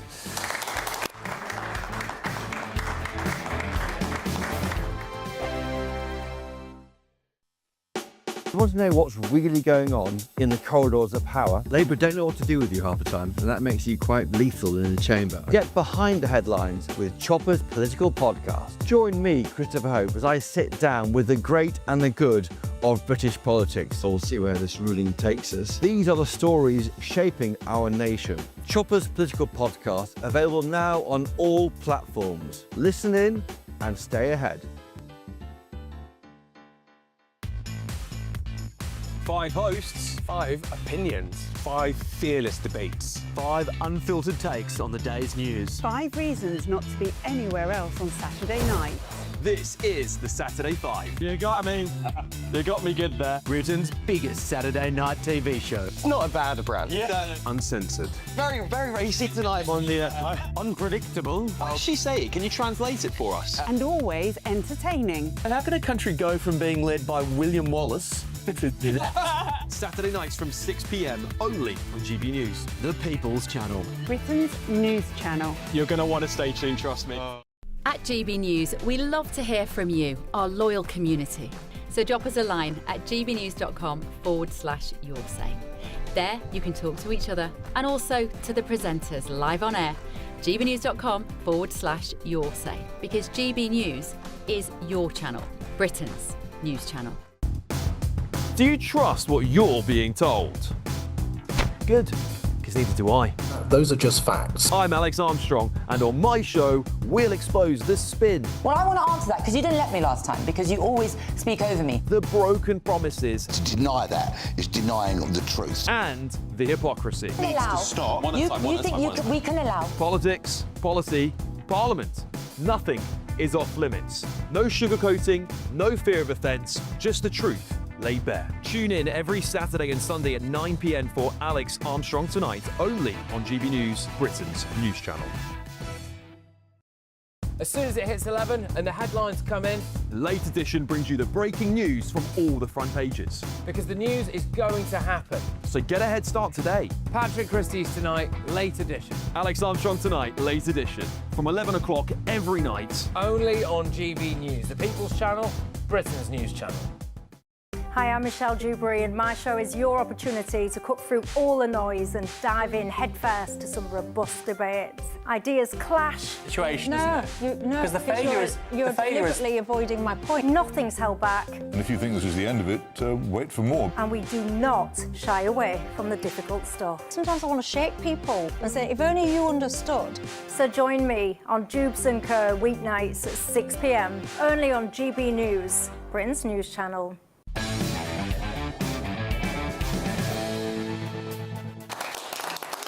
Welcome back to Free Speech Nation. Now, our first question is from Anton. Should the BBC be brainwashing our kids? Should the BBC be brainwashing our kids? Well, this is all about two, I think, TV shows I saw this week, or reports that came out that how pro-asylum seeker... Is this right? Pro-migrant campaigners boasted they had influenced the BBC children's television show. It's part of an attempt to change attitudes towards asylum seekers. The group reportedly met with BBC producers of the CBBC programme for children aged around 7 to impact the framing of migration. So, Steve, is this why because I wrote a sort of a show for the BBC all about a asylum seeker hotel opening up next to a school. And then, weirdly, they didn't accept that. Like Noah Twain, but a bit bigger. Yeah, it's like, yeah. It's a great plot, great plot. Yeah, it's weird. And yeah, clearly they've got the bias there. I mean, I'm more annoyed.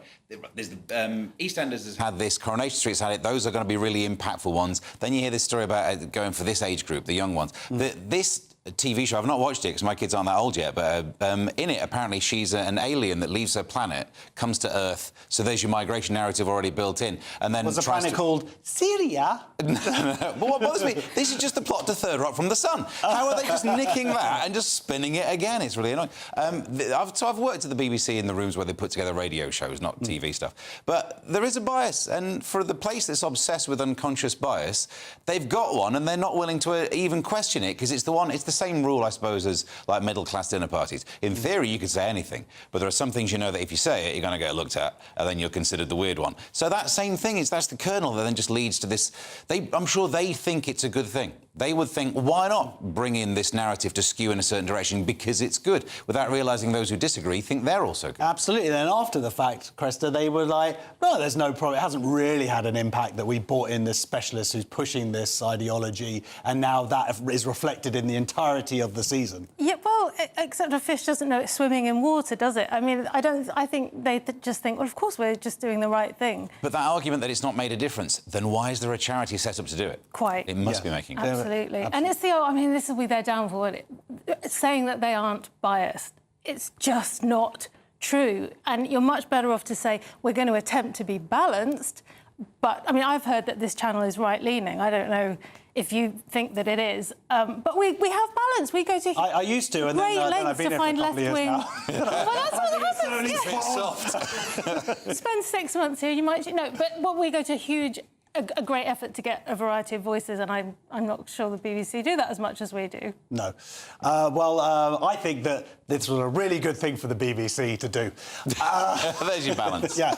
A BBC spokesman said the BBC has full editorial control over all its content. It's common practice across the media industry to engage with charities, among others, for research purposes and to help understand different perspectives when working on programmes or news stories. However, the BBC has strict guidelines to ensure impartiality and editorial independence. Well, our next question is from Hugh. Hi, Josh. Should grieving families be reported to the police? This is actually a really sad story. Police, exploiting grieving families. So this is the family, Rhiannon White, a 27-year-old hotel worker who was murdered by an asylum seeker, says her family was guided by the police to tone down their public statements in case the words led to anti-immigration rioting. This is it's an upsetting story. You can't imagine what it's like to lose a child, and the mum is now sort of saying, well, and at that moment when she's with her daughter on life support and it's being turned off and the police are there and they're having an influence on what she's saying. Do you know what? With this story, though, the more I thought about it, the more I realised your anger shouldn't be at the police. Because the police were maybe trying to change the wording so that there wasn't a riot, and who'd be policing the riot? The police. So, of course, they don't want a riot to happen. But the problem here isn't the policing, it's the policy that then puts migrants in the wrong place or doesn't correctly maintain a border of a nation. And the police can't actually do that. I'm sure if the police could have all power, they would move migrants to a place where they can't attack people, I would imagine.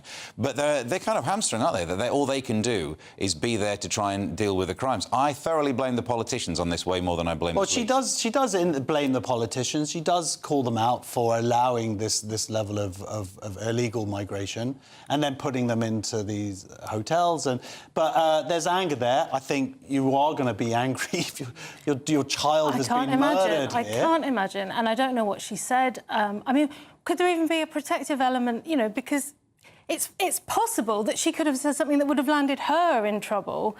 I mean, maybe that's for her legal team, not for the police. I mean, it's just awful, isn't it? But, of course, I get Steve's point. They're thinking we don't want any more trouble. But, yeah, terrible. I can't imagine being told what to say under those circumstances. Absolutely. Well, look, GB News has approached the West Midlands Police for comment. Our next question's from Jeff. Hi, Josh.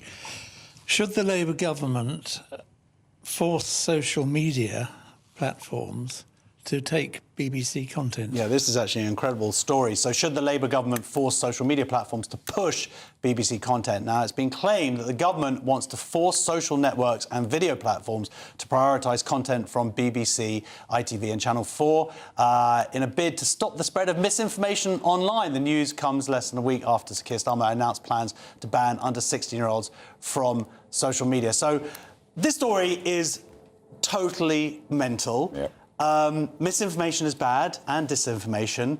The idea that they're going to get the truth from the BBC or some of these other news organisations, when there have been so many, like, they have to be prioritised because they're somehow more truthful, when there are so many examples of the BBC, like, deliberately misrepresenting the information, like with Trump, with the edit, but also there have been, like, these, you know, you had 14,000 babies that were going to die in 24 hours, 48 hours. That never happened. There's a lot of things. Look, news organisations get things wrong, yet there seems to be a lot of examples. And the idea that the BBC is somehow less susceptible to this and they're going to provide the facts, I just don't buy it myself. The argument that seems to be being made is that if you have access to less information, you will know more of the truth. And that just seems so fundamentally wrong, doesn't it? That clearly what you've got is a bunch of people who agree with certain outlets and want those outlets to be prioritised because, again, we're back to the bias. They fit the bias that our politicians at the moment have. It would be equally as bad if it was somehow the other way around. You have a right-wing government with a right-wing channel getting prioritised. None of that adds to a greater knowledge base for us to make decisions on. So much of this... I was reading this on the way in. I remembered, you know, the Cathy Newman interview with Jordan Peterson, where she is a journalist... Got it on repeat. Watch it every day. Fun, isn't it? You can't even watch the bloopers. It's all bloopers. It's great. But her attitude was basically, I know you're wrong, I'm going to sit here and work out why you're wrong, which is not the job of a journalist, is it? It would be, I want to know what you think, and maybe you want to editorialise afterwards and say, oh, I think that's wrong. But you very much can't before the horse. But this is that on a policy level, isn't it? It's like, I know who's going to be saying the truth before I know what they're saying, and they're going to get top billing. Yeah, I mean, it's Keir Starmer who is supposedly pushing this forward. Whether he's still going to be here to actually do it, whether Andy Burnham will come in and say, look, this is ridiculous, I'm not sure. I think that King of the Northern Free Speech, Andy. Yeah, maybe. I don't know. We don't know yet. You're right. But this is incredible, right? This is what they're actually now. The government is trying to say. We've got to prioritise these news sources because they're totally going to tell you. It's not even that they'll tell you the approved version of something. They might just not tell you. I mean, when we covered the Cass report, we covered that. I don't know if you remember. We had a whole episode about it. Well done, the WPATH report, which we're going to be talking about later in the show. Yeah, no, that wasn't covered at all, I believe, in the BBC or like some. I remember that day searching for it to check, and it wasn't there. So, exactly as Steve said, free speech has got to be for everyone, hasn't it? We've got to let everybody have a go, and the idea that you push one over the other is always dodgy. Absolutely. Look, we've got speaking of free speech, final question from Mike. My question is, should female football pundits stay in the kitchen? Should female football pundits stay in the kitchen? Now, ITV's been heavily criticised after designing a set that looks like a kitchen for a woman pundit. So, Cresta, there's this game called football. And I'm not offended. I've heard of it. I know you don't. But this was really funny because people were sort of using AI. Strange, we had a isn't it? picture of it, and it did look like a kitchen, but they added sinks and whatever. It's ridiculous to do this. Why? But why? It's like They don't have the budget. ITV. Somebody's brother-in-law was getting rid of an old, and that'll do. I mean, what were they doing? It's not. I know enough about football to know it's quite slick. Yeah. And that set wasn't. It was very rustic. And this is the American coach, I believe, and supposedly she's really good. Well, she's English. She has an English accent. So whether they thought that's what English people like, rustic and chalk. But you're right, I don't know a lot about football, but I do like seeing women in kitchens. No, that's not where I'm going on this. No, I like a kitchen. You look at that, and you'll never regret having storage. And there's so many shelves in there, your cutlery, crockery, even the little placemats. Do you think that's what's missing on the Free Speech Nation set? We should just turn this whole thing into a kitchen and we'll be chatting. Everything's in my pockets. So you were cancelled. Tell us as I make it fry an egg. Do a bit of ironing, pop it back in. Yeah, I'm going to go for it. Yeah. All right, fair enough. Well, next on Free Speech Nation, I'll tell you why a high street company with a turnover of more than £700 million is under fire once again for its stance on trans issues. See you in 2 minutes.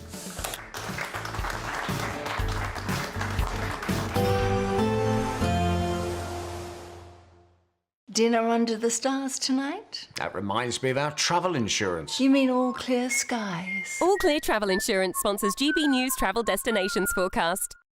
If you think it's getting hot across the UK over the next few days, it's even hotter over parts of Europe at the moment. Quite widespread heat warnings in force, as certainly inland areas of parts of Spain and France could be hitting 40 degrees plus. Around coastal regions in the Mediterranean, it will be a touch fresher, allowing for a little bit of a respite, but certainly there'll be plentiful amounts of sunshine with high pressure in charge, although the heat and humidity may just start to spark off a few thunderstorms as we do head throughout the week.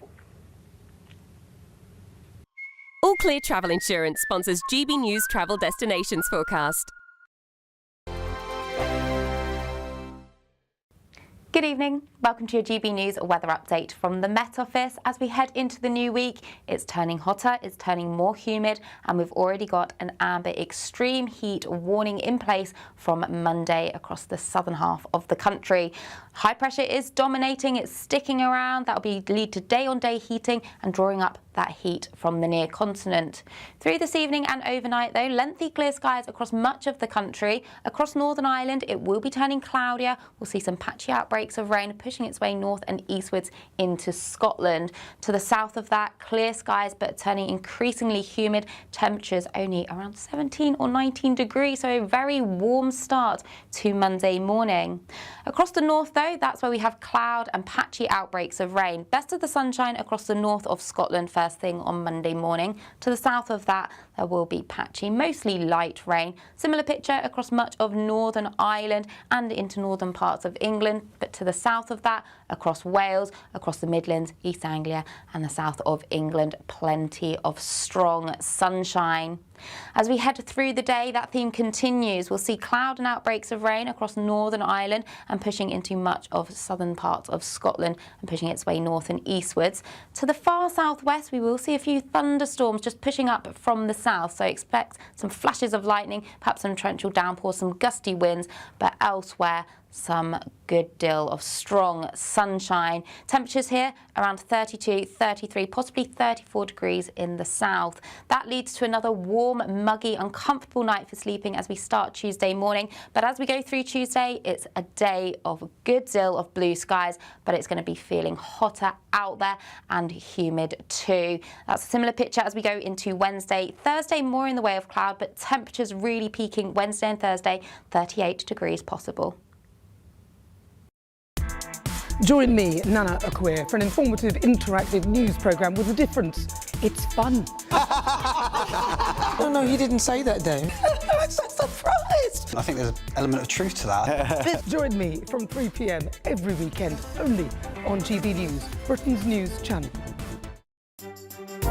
Some people enjoy lazy Sunday mornings, but not me. What's the truth of the matter? So that's a very live question. Would you support him if he waters down these plans? Before the spin sets in, I'll be getting to the truth. This is personal. No soft questions, no easy answers. It's one thing if the state has rules in this country. It's another thing whether the police and others actually police them. Setting the agenda and holding those in power to account. You can't really blame her if the system is set up this way. You will not want to miss it, trust me. The Camilla Tominey Show, Sundays from 9:30, only on GB News.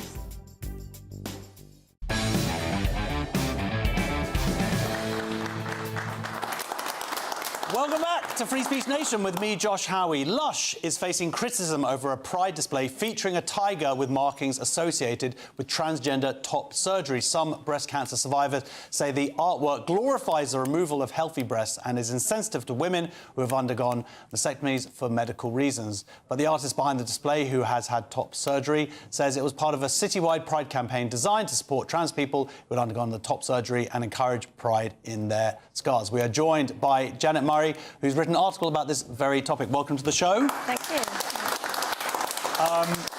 I like bath bombs.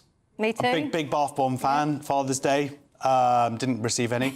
But frankly, well, there's two stories that have gone on here. Let's start with the first one, which is these pictures of a tiger with these scars, with healthy young people having this surgery to remove their breasts, and how that would feel for someone who has been through breast cancer. Yeah.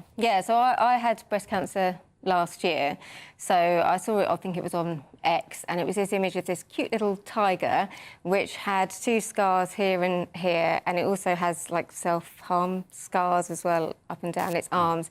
And I think I reacted as a lot of women would, and particularly those who've had kind of major breast surgery. You just think, oh my gosh, this shop is really popular, particularly with young girls, very influential. Why are they glorifying something that, you know, it's a personal decision. If somebody decides that they want to have their breast removed because they want to appear more masculine, that is a personal decision. But that doesn't feel to me like something that you should be influencing young, impressionable girls or young women to do, who may be just feeling confused and need a different type of support. So it was a bit of a shock to me. I posted about it on X. A lot of other women who've had breast cancer felt very much the same as I did, and the story just went and went. And then you were contacted by someone who used to work or still works for Lush? Somebody who used to work at Lush got in touch with me and said, thank you so much for bringing this to people's attention. Working at Lush, she said, the phrase she used was the constant activism is just exhausting, and it isn't just about the gender stuff, but mainly that. She said when she first got there, they were all encouraged to wear these pronoun badges. She was saying that customers would come in and ask for gifts for a pregnant woman, and they'd be corrected and say no pregnant people. And one customer in particular got quite upset about this and corrected them, and they were just saying, oh, what a bigot. And she also said last year Lush had this big campaign where they launched a transgender staff policy and had this like special bath bomb, and they had this I don't know if you remember this display in the window which was like protect trans kids and GPs for gender affirming care, and a lot of people were, you know, quite upset by that at the time. And she said she was appalled by this window display, but she was looking around her and everybody else seemed to think it was great, so she felt like she couldn't say anything. She said she suspected there was one person who might agree with her, but they were too scared to say. And she was just completely appalled by it. And she said it just exhausted her, you know, by the end of it, because when you're working somewhere and you feel like you have to keep your views about something which is, you know, basic biological sex, views that the majority of people hold, lawful, completely normal views, it just wears you down after a while. Absolutely. I mean, I read something on a comment on X, so I'm sure it's definitely true. But the guy, he said he went in to buy some soaps for his wife, and they said, oh, do you want a soap for Palestine? And he said, no, but I'll take a soap for Israel. And they sort of freaked out, and he just ended up just leaving the shop, didn't buy anything. So I guess the question then comes, well, there's two elements to this. Number one is you've got customers going in, and the majority of people know that there are only two sexes, that the only people who can get pregnant, for example, are women. Yeah. So there seems to be a real willingness. Do they believe that their products smell so good that people are willing to kind of accept this? Or do you think this is almost like a sort of marketing thing where there is this sort of fad element to this ideology? This is appealing to young people, and they've sort of gone, right, well, we're going to appeal to that base and stick with them. Well, I think this is not the first time that Lush have been pulled up for this kind of thing. And the lady that I spoke to was saying that it's a very young staff, and there's a lot of people who are working there part-time and students, and she felt that people genuinely did believe it. But of course, when you're working someone like that, you never know, do you? Is everybody just kind of putting their head down and not saying anything because they think everybody else believes it? But it's certainly not a positive or healthy environment to be working in. Well, that's it. If somebody then does actually, I don't agree with, I don't want to wear a badge with my pronouns, what would happen to them? If they were working there on zero-hour contracts, would they then suddenly find themselves with less shifts, left, right? Then it's going to take someone to actually sue them so that you just leave that stuff at home. Yeah. But it's interesting because we've seen over the years many examples of these companies who have kind of released Jaguar, gone down this road of, go woke, go broke. There have been real ramifications to the bottom line. But do you think that Lush has somehow, I mean, you can't see their accounts necessarily, but do you think that alienating... I remember when Body Shop put out a tweet kind of that was very sarky about J.K. Rowling. A lot of women sort of went, you know what, I'm not going to shop there anymore. Lush just really do seem to be doubling down on this stuff. Yeah, and having reported on these kind of organisations like Girl Guiding, Women's Institute, the story seems to be the same every time. You've got a small number of people who think that they're right, think everybody else thinks the same, and a lot of people who are either not sure whether they can say their views or not, or disagree, and are just keeping their head down because they're worried about losing their jobs, which again seems completely ridiculous when you're talking about lawfully held, perfectly reasonable, normal views that are two sexes, male and female. And so I think it's... I think with Lush, or certainly the impression I got speaking to this employee, it was the same thing there. You've got this kind of, real kind of strong activist force, and everybody else is just kind of like going along with it, and you're not quite sure. It's quite sinister, really. You're not quite sure what people think, so you just kind of keep your head down. Has anybody looked into the possibility of the fumes kind of messing with your brain?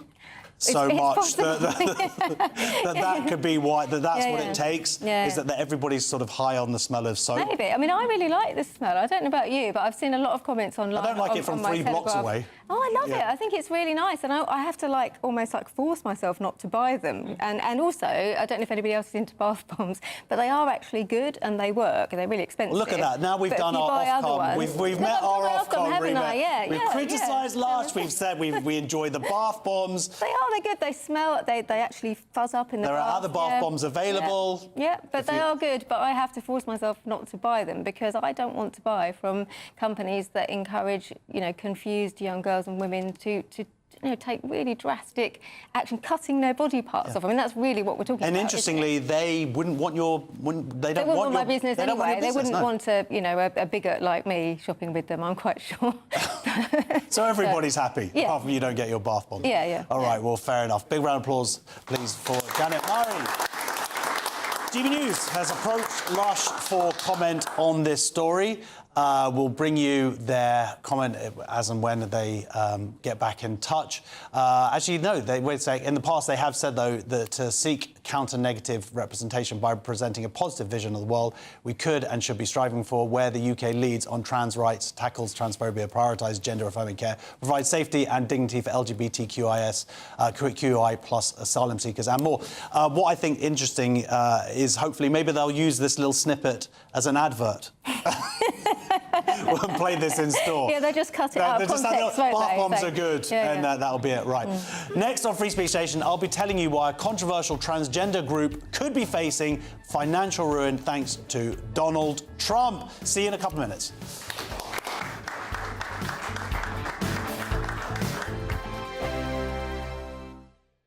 This is GB News, Britain's news channel. All the things that we might not think about when we think about a pint of beer, all the things that go into running a pub like this one. So I'll hand you the microphone, you tell us while I have a go at this. Don't judge me too harshly, Dawn. Amazing. So obviously people don't take into effect that the energy costs and the raw material costs, also the packaging, overheads and the tax hikes. So when we're pulling a pint of beer, we have to think about the cost that's gone into making the beer and the rises in that. We also have to think about the overheads, the staff, the electrics which are plumbed in to pouring a pint. This obviously is very astronomical to pubs because if it increases, we're therefore going to have to put that onto the consumer, making the pint of beer more expensive. GB News, the People's Channel. GB News Breakfast, every day from 6 a.m. You can't help wondering if that's what Prince William, future king, of course, is sort of planning for the future, whether that's the sort of slightly more laid-back attitude towards modern life. Yes, I mean, I think we're going to see a huge change in the type of monarchy we have when he comes to the throne. We can very much see that King Charles is his mother's son. King Charles very much regards the Coronation Act as a sacrament, that it's essentially akin to becoming a priest, something that you do for life, much as the Queen Elizabeth felt it was too, a deeply sacred spiritual bond, a covenant between God and himself and the people. We know that that is not really the way that Prince William regards monarchy as well. I personally think, for example, that Prince William will become the first king to abdicate. GB News, the People's Channel. Sunday with Michael Portillo from 11, only on GB News. I thought the film, which Spielberg did, didn't somehow strike the right note. So this would be the way I felt about High Society, the musical. It's glossy, it's beautiful, it's impressive, but you feel a little bit distant from it. War Horse, you are in there. Fantastic humour, that brings you in, you laugh with them, you care about them. So even when they're in the trenches and Albert makes a friend, they're bantering about girlfriends and things like that. You absorb how arbitrary and terrible war is, you know, decisions made by people far away, young lads just shoved over to run horse charges and it's into... happening now, yeah, Stefan, let's be honest. Absolutely. What you're describing is happening now. Well, this is why it's resonating so much, because you're sitting there going, what is the point? It's so beautifully done. I cannot recommend it enough. Where? This one is on at the National Theatre. It's Come Back Home, where it started almost 20 years ago. GB News, the People's Channel.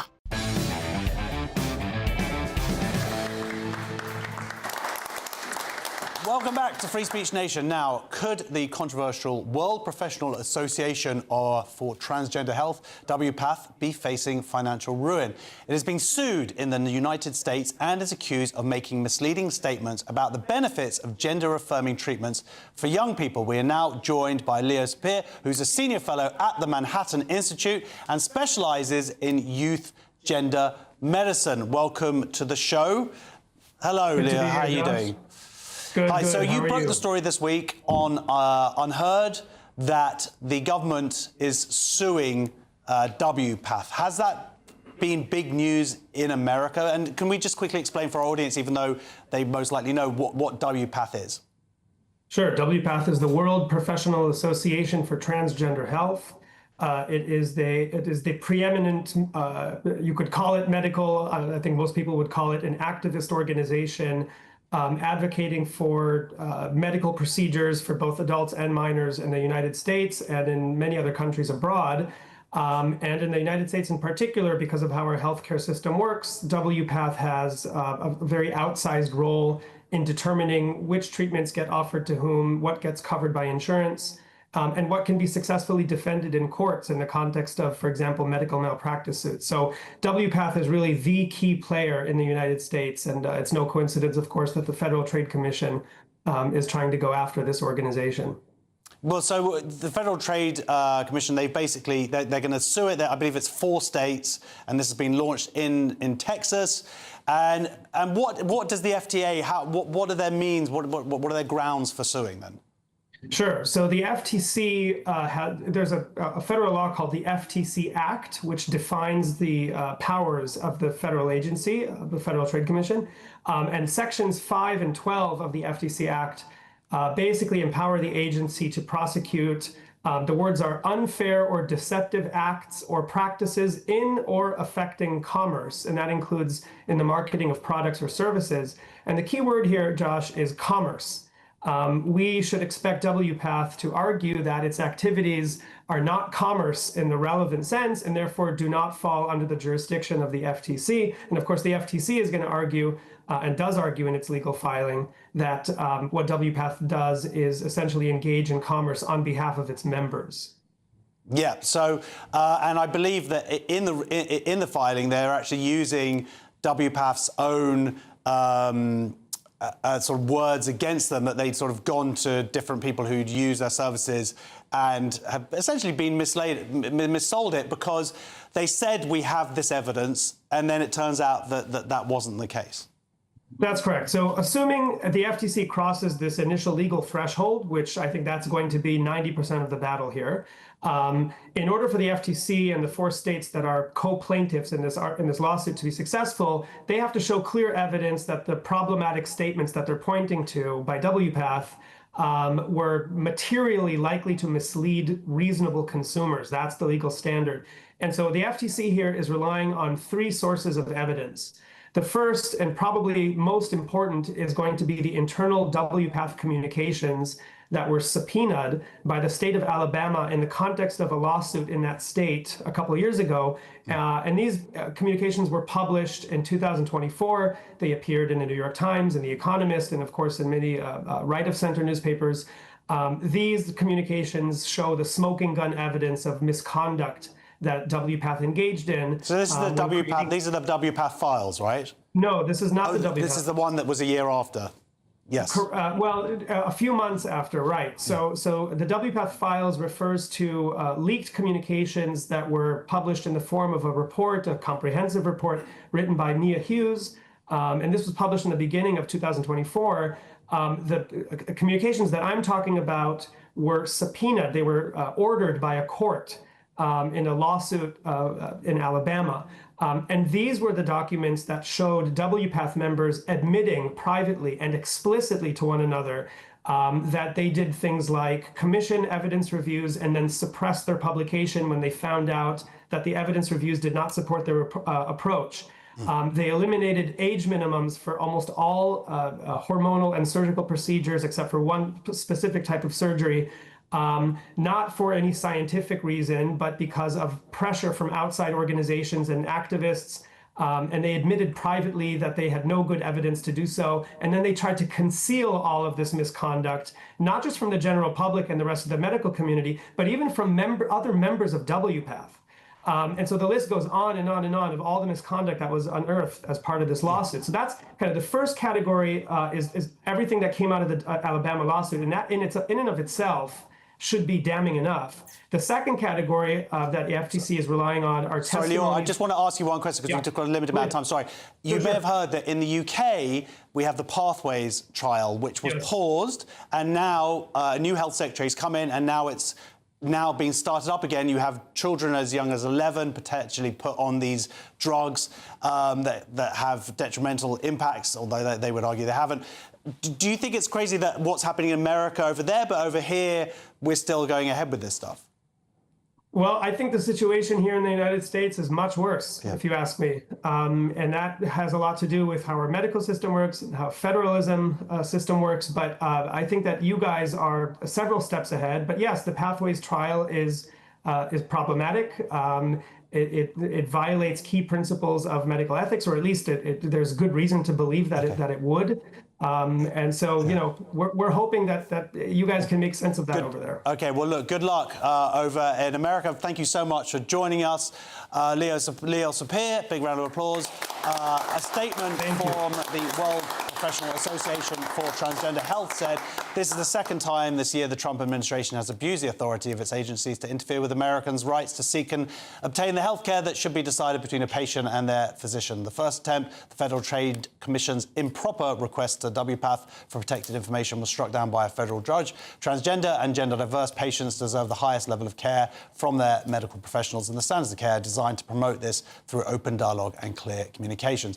The Pathways team said our priority remained to safely and robustly investigate the benefits and risks of puberty suppression for young people with gender incongruence to inform NHS healthcare. Well, thank you very much for joining us for Free Speech Nation this evening. Thank you very much to my panel. Thank you to all of my brilliant guests this evening. If you want to join us live in the studio, be part of our wonderful audience, you can. Please go to gbnews.com/tickets. We also have brilliant Alex Armstrong. He is coming up tonight. That is next. But thank you so much for joining us for Free Speech Nation. Goodbye. Thank you very much, Josh. Yes, is it Keir today, gone tomorrow? That seems to be the case, doesn't it? We are now on resignation watch for the Prime Minister, who we believe has left Chequers, is making his way back to Downing Street. I've got a little compilation of Keir Starmer's best bits to show you with you tonight at 9 o'clock. So come and join me for that. And at 10 o'clock, I'm going to be talking about the runners and riders who might be making up Andy Burnham's cabinet. It's going to be a really great show tonight. Trust me, you're not going to want to miss this one. See you shortly.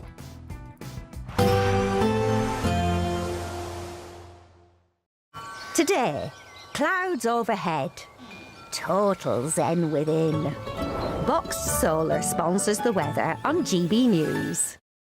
Good evening. Welcome to your GB News weather update from the Met Office. As we head into the new week, it's turning hotter, it's turning more humid, and we've already got an amber extreme heat warning in place from Monday across the southern half of the country. High pressure is dominating, it's sticking around. That will lead to day-on-day heating and drawing up that heat from the near continent. Through this evening and overnight, though, lengthy clear skies across much of the country. Across Northern Ireland, it will be turning cloudier. We'll see some patchy outbreaks of rain pushing its way north and eastwards into Scotland. To the south of that, clear skies but turning increasingly humid. Temperatures only around 17 or 19 degrees, so a very warm start to Monday morning. Across the north, though, that's where we have cloud and patchy outbreaks of rain. Best of the sunshine across the north of Scotland first thing on Monday morning. To the south of that, there will be patchy, mostly light rain. Similar picture across much of Northern Ireland and into northern parts of England, but to the south of that, across Wales, across the Midlands, East Anglia and the south of England, plenty of strong sunshine. As we head through the day, that theme continues. We'll see cloud and outbreaks of rain across Northern Ireland and pushing into much of southern parts of Scotland and pushing its way north and eastwards.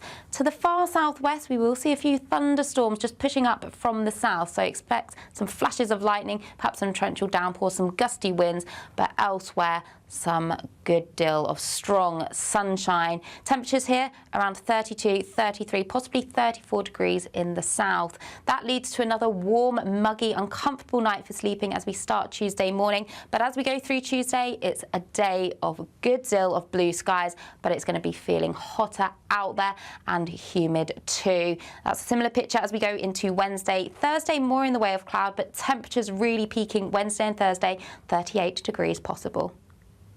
Today, clouds overhead, total zen within.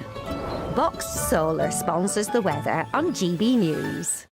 From cold mornings to warm family brunches. From football to tennis in the car. In the kitchen. GB News Breakfast is there with the stories you need and the conversations that matter. Anyway, let's talk business. Well, it has been a historic night in British politics. It's astonishing, isn't it? We're here again to start your day just right. GB News Breakfast. Every morning from 6 a.m. Only on GB News. Britain's news channel.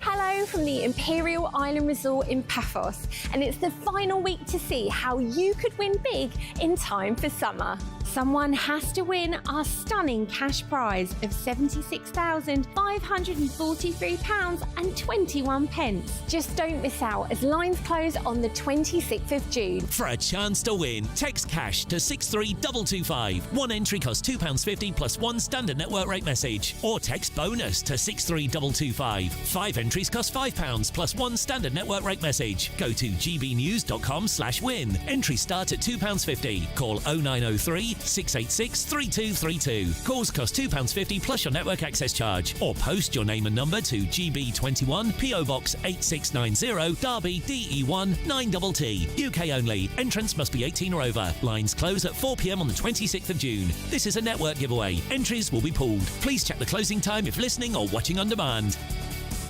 Bold. They are under no illusion. Ray, are you a human trafficker? Boundless.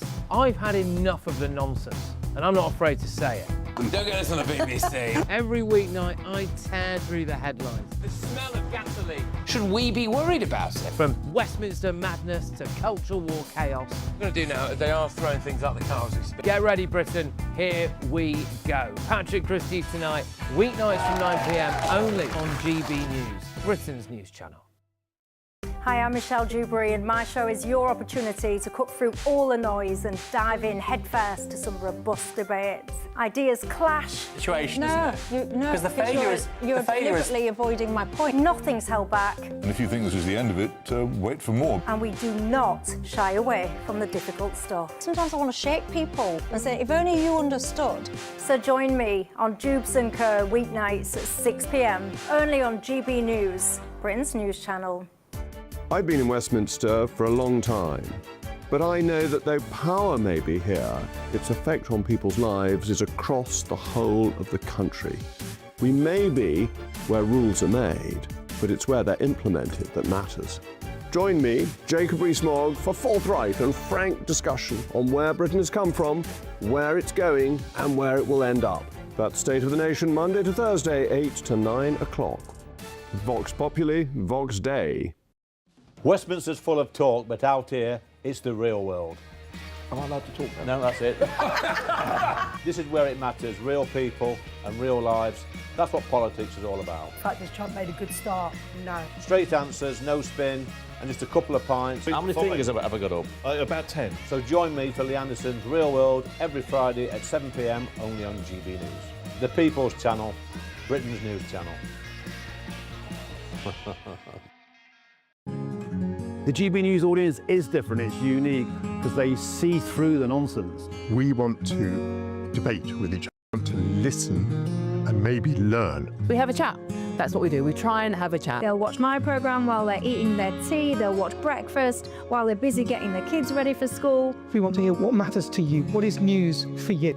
And what's brought you out here today? What are the biggest issues affecting this particular area? The audience are the best thing about GB News. Their friends, their family. They're people who need to have their voices heard. They're passionate about the channel, they're passionate about what they believe in. The one thing about GB News is you get a chance to speak. Talk to me about why so many people have gathered here today. Do you want to say something back in return? The GB News audience is what makes GB News special. It's incredible to see. They shape our programmes, they shape our output, and they shape our channel. That's what makes us the fearless champion of Britain.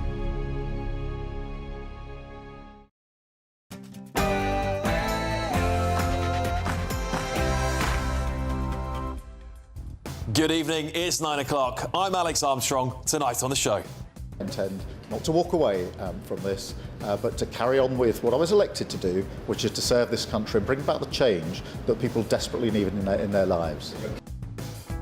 His final U-turn, isn't it? Yes, tonight. I know you've all heard it before, but as Keir Starmer hemorrhages support, even from his closest allies, he looks set to resign as Prime Minister tomorrow. And I call again for an immediate ceasefire in Gaza, the return of the sausages, the hostages. Yes, I'm going to have a lot of fun on this show tonight because we're going to take a look back at some of Keir Starmer's best bits as we get ready to wave goodbye to our 7th Prime Minister in just 10 years. What is wrong with all of us? Also, okay, this is a serious note, this one. The family of Rhiannon White claims the police guided them into toning down their public statements after she was murdered, of course, by an illegal migrant to stop anti-immigration rioting. Plus, Nottingham is going to become the first city in Britain to ban the balaclava. That's as youths and machete-wielding thugs have been terrorising the city. And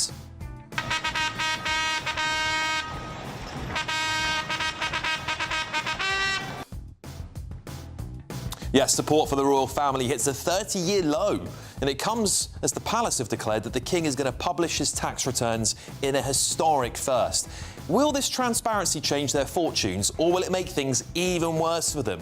Also, you won't even guess how many tens of thousands of years the asylum court backlog would take to clear under this government. But I'm going to reveal the shocking statistic. And joining me on the show tonight, businessman and activist Adam Brooks, associate comment editor for The Telegraph, Poppy Coburn, and former Labour MP Bill Rammell. Look, I've got a massive 2 hours of news coming up for you. What an evening it is going to be. It's like the night before Christmas for many of you. And talking of Christmas, I asked both Bill and Adam for their predictions, their political predictions for the coming year. One of them was scarily accurate. Look, I'm going to give you the opportunity to pick a wild card. The one that you might not think that you would like, but what you think the Labour Party membership will likely vote for, or who you think is the most likely person to win.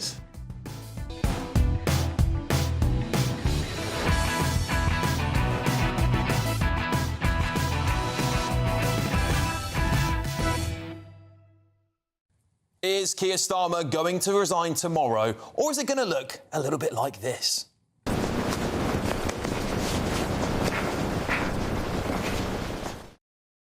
Of course, that's just a bit of AI fun there. But seriously, it has been an utter disaster, hasn't it?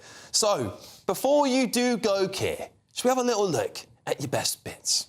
My dad was a tool maker. My dad was a tool maker. My dad was a tool maker. But when I grew up, my dad was a tool maker. He worked in a factory. It's true. Did you know Keir's dad was a tool maker? He did indeed make a lot of tools for the country, didn't he? Starmer's also famous for being #NeverHearKeir. Have you lost control of your MPs, Prime Minister? Hello. How are you? Yes, he does love a trip, our kid, doesn't he? So much so, a bit of a fag packet maths shows he has now travelled 70% of the way to the moon, spent 86 days, almost 3 months of his short reign abroad, and over 3 working weeks in the air. He's away so much, he started mimicking the cartoon character Roadrunner.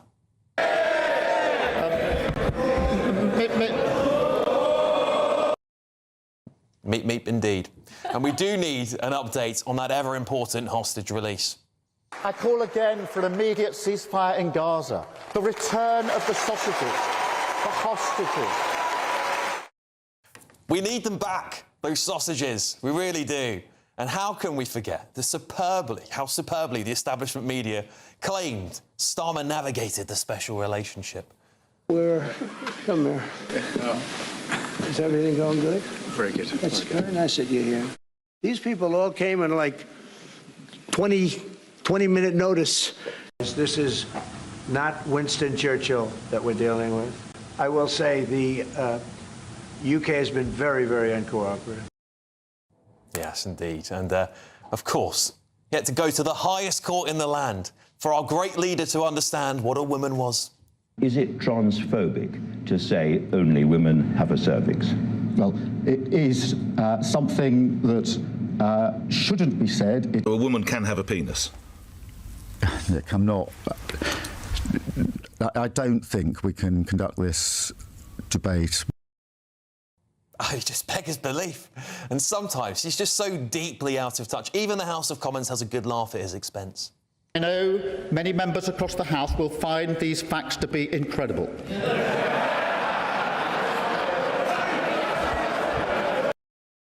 It's the moment of realisation on his face, isn't it?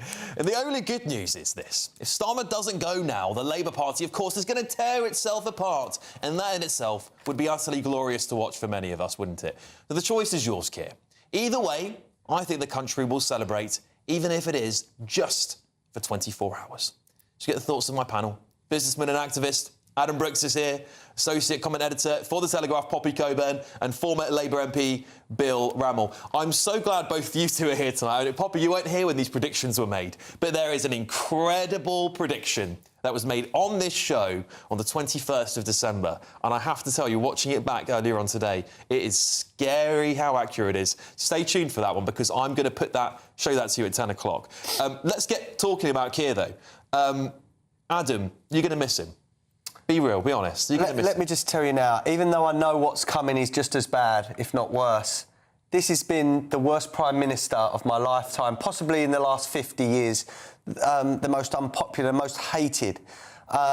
He immediately, once there was the riots in 2024, labelled everyday Brits as far-right and extreme. He dared to label hard-working people, men and women, as being extreme for wanting secure borders, for wanting safe communities. It was then that he was done. Within months, he was done as Prime Minister. He then went on to target pensioners in a freezing cold winter. He wanted to strip their money away for almost no gain. He went for the farmers. He's come for small businesses. Our taxes are at 90-year highs and everything is crumbling around us. Sex crimes against women and girls are at record levels. This man has been an unmitigated disaster. And yes, what we've got coming is no better. But I'm going to celebrate with a party in my pub once he's gone. Because for me, he just encapsulates 2 years of misery and division in this country. He could not make a decision on anything. He blew with a wind, you know. He couldn't even stick by a speech that he made. Remember the Island of Strangers? It was the best thing he'd ever said.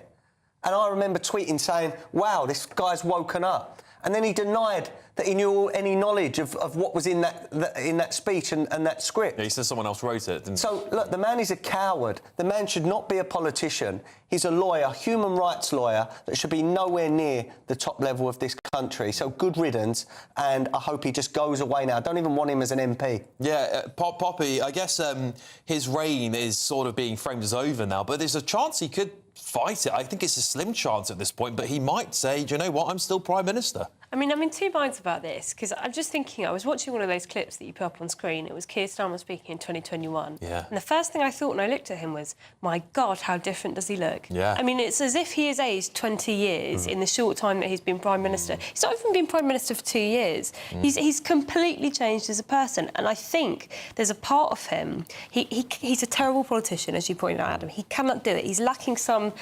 aside from the ideology, he's lacking something inside him to allow him to do that job well, and you can really see the toll it's taken on him. And I do wonder after this if he's just going to say, you know what, I want nothing to do with the party, because he hates the Labour Party. He's been raging the entire weekend. We've heard briefs of him going around saying, I've sacrificed so many years of my life, I've sacrificed my teenage years and my children to be Prime Minister, to look after the Labour Party, and look what you're doing now, you're stabbing me in the back.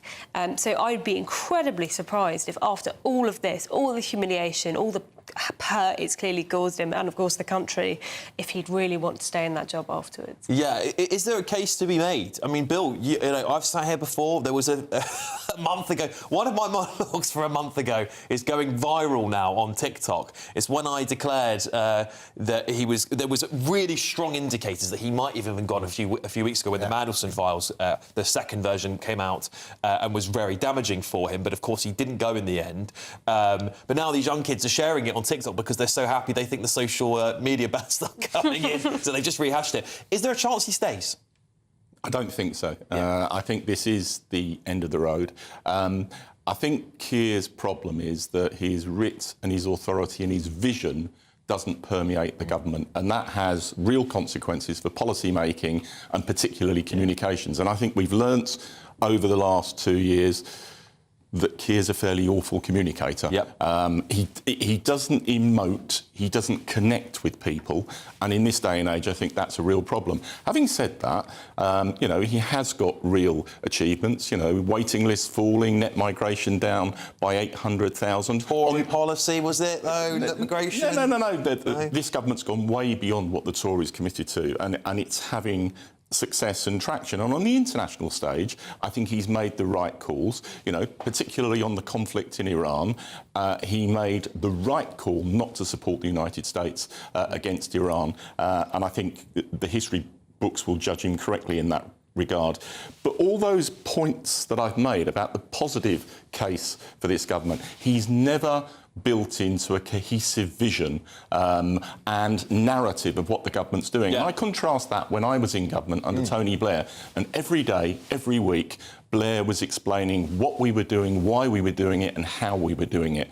And Keir hasn't come close to that. No, you're right. Well, talking of the President of the United States, of course, earlier on today, some quite a big bit of news. The President did post on Truth Social. He said Keir Starmer will resign as Prime Minister of the United Kingdom. He failed badly on two very important subjects, immigration and energy. Brackets, open North Sea oil. I wish him well. President Trump. I think that wish him well was maybe a little bit of an afterthought. Maybe someone said, come on, just be a little bit nice, because he is going now. Do you agree with Donald Trump? Do you agree that it's immigration and energy that let him down, Adam? Yeah, look, what Bill says is the figures, the immigration figures can be fluffed. We've got to remember that 800,000 still come into this country last year. That is no positive. But we had so many leaving, with record numbers of Brits leaving, I believe, as well. So immigration numbers are sky high. But we're still having 800,000 people, many from cultures far different from our own. And then we've got people that are very similar culturally leaving. Yeah. So what's happening? We're being replaced. And so I'm not going to celebrate that at all. Energy-wise, Ed Miliband, for me, is a green communist. Like, he's a nutcase in that world, net zero. So, no, I can't celebrate that. I can't say that they've done anything good. Our bills are still higher than July 2024. So how have they achieved anything? All the promises they made pre-election, your bills are coming down, £300 off that, they were lies. So you cannot celebrate Bill. They didn't cut our bills, mate. They're still higher than 24. In the Don't last shake your budget, head. 130 quid was taken off people's energy bills. They're still higher than July 2024. That's a little bit unfair, Bill, because you know that tax was moved elsewhere. It was the stealth tax. It was a stealth tax. But where was it moved to? Was it moved? I can't remember which other. But the reality was, it did cut people's energy bills. Well, yeah, but you can't take from somewhere else and add it onto someone else's a different part of the bill and say you're reducing energy bills that way. I think people would. Did your bill go down by 130 quid a year? Yes, but my bills went up elsewhere. And we live in a global economy and a global oil I'm not and energy disputing that. I'm market. just disputing it when the government say they brought the bills down. Technically, they did, but they didn't do it by actually improving energy supply and making it cheaper for people. They just took off the net zero stuff and moved it elsewhere. Even if you started drilling for oil and gas all the way across the North Sea with new plants, it wouldn't do one iota to reduce energy bills.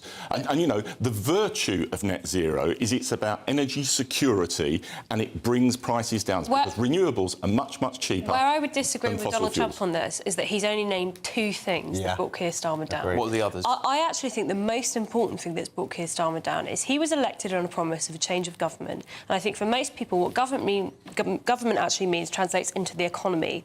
Do you feel like you are getting richer or poorer over the span of a government? And I think for most people in Britain, they would answer that question by saying, I feel that not only am I worse off, but I am afraid that in the future I will be even more worse off than I am now. And I think that is where Labour has really failed. It has handed out money to certain groups in society. Some people are better off. So if you're a public sector worker, you're probably slightly better off. If you're someone who's claiming benefits, you might actually be slightly better off. But if you are any other section of people in society, you will be feeling the pinch. And it's not just because of things that are out of Starmer's control. He can't control what's happening in Iran. He can't control what's happening in Ukraine. We're not a powerful country anymore. We don't get to set the stage geopolitically. But he can control things like Where does his Chancellor raise taxes? Where does she decide to cut things from? Where does he decide to invest money in? Does he decide to cut welfare to put that money into infrastructure spending? These are the difficult decisions that Labour governments used to be able to make that were not made under Keir Starmer. He was essentially paralysed from almost his third month in government. He was not able to make those difficult decisions, and I think that is ultimately what has brought him down. Yeah, I recognise there's a real perception around cost of living. The reality is that for the first time in a generation, average wages have risen faster than prices. So technically, people are a bit better off, and that was before what happened in Iran. But the point I do agree with you on is on some of the difficult issues where you need a Prime Minister to be intervening, knocking heads together, coming to a conclusion and then communicating it, Keir has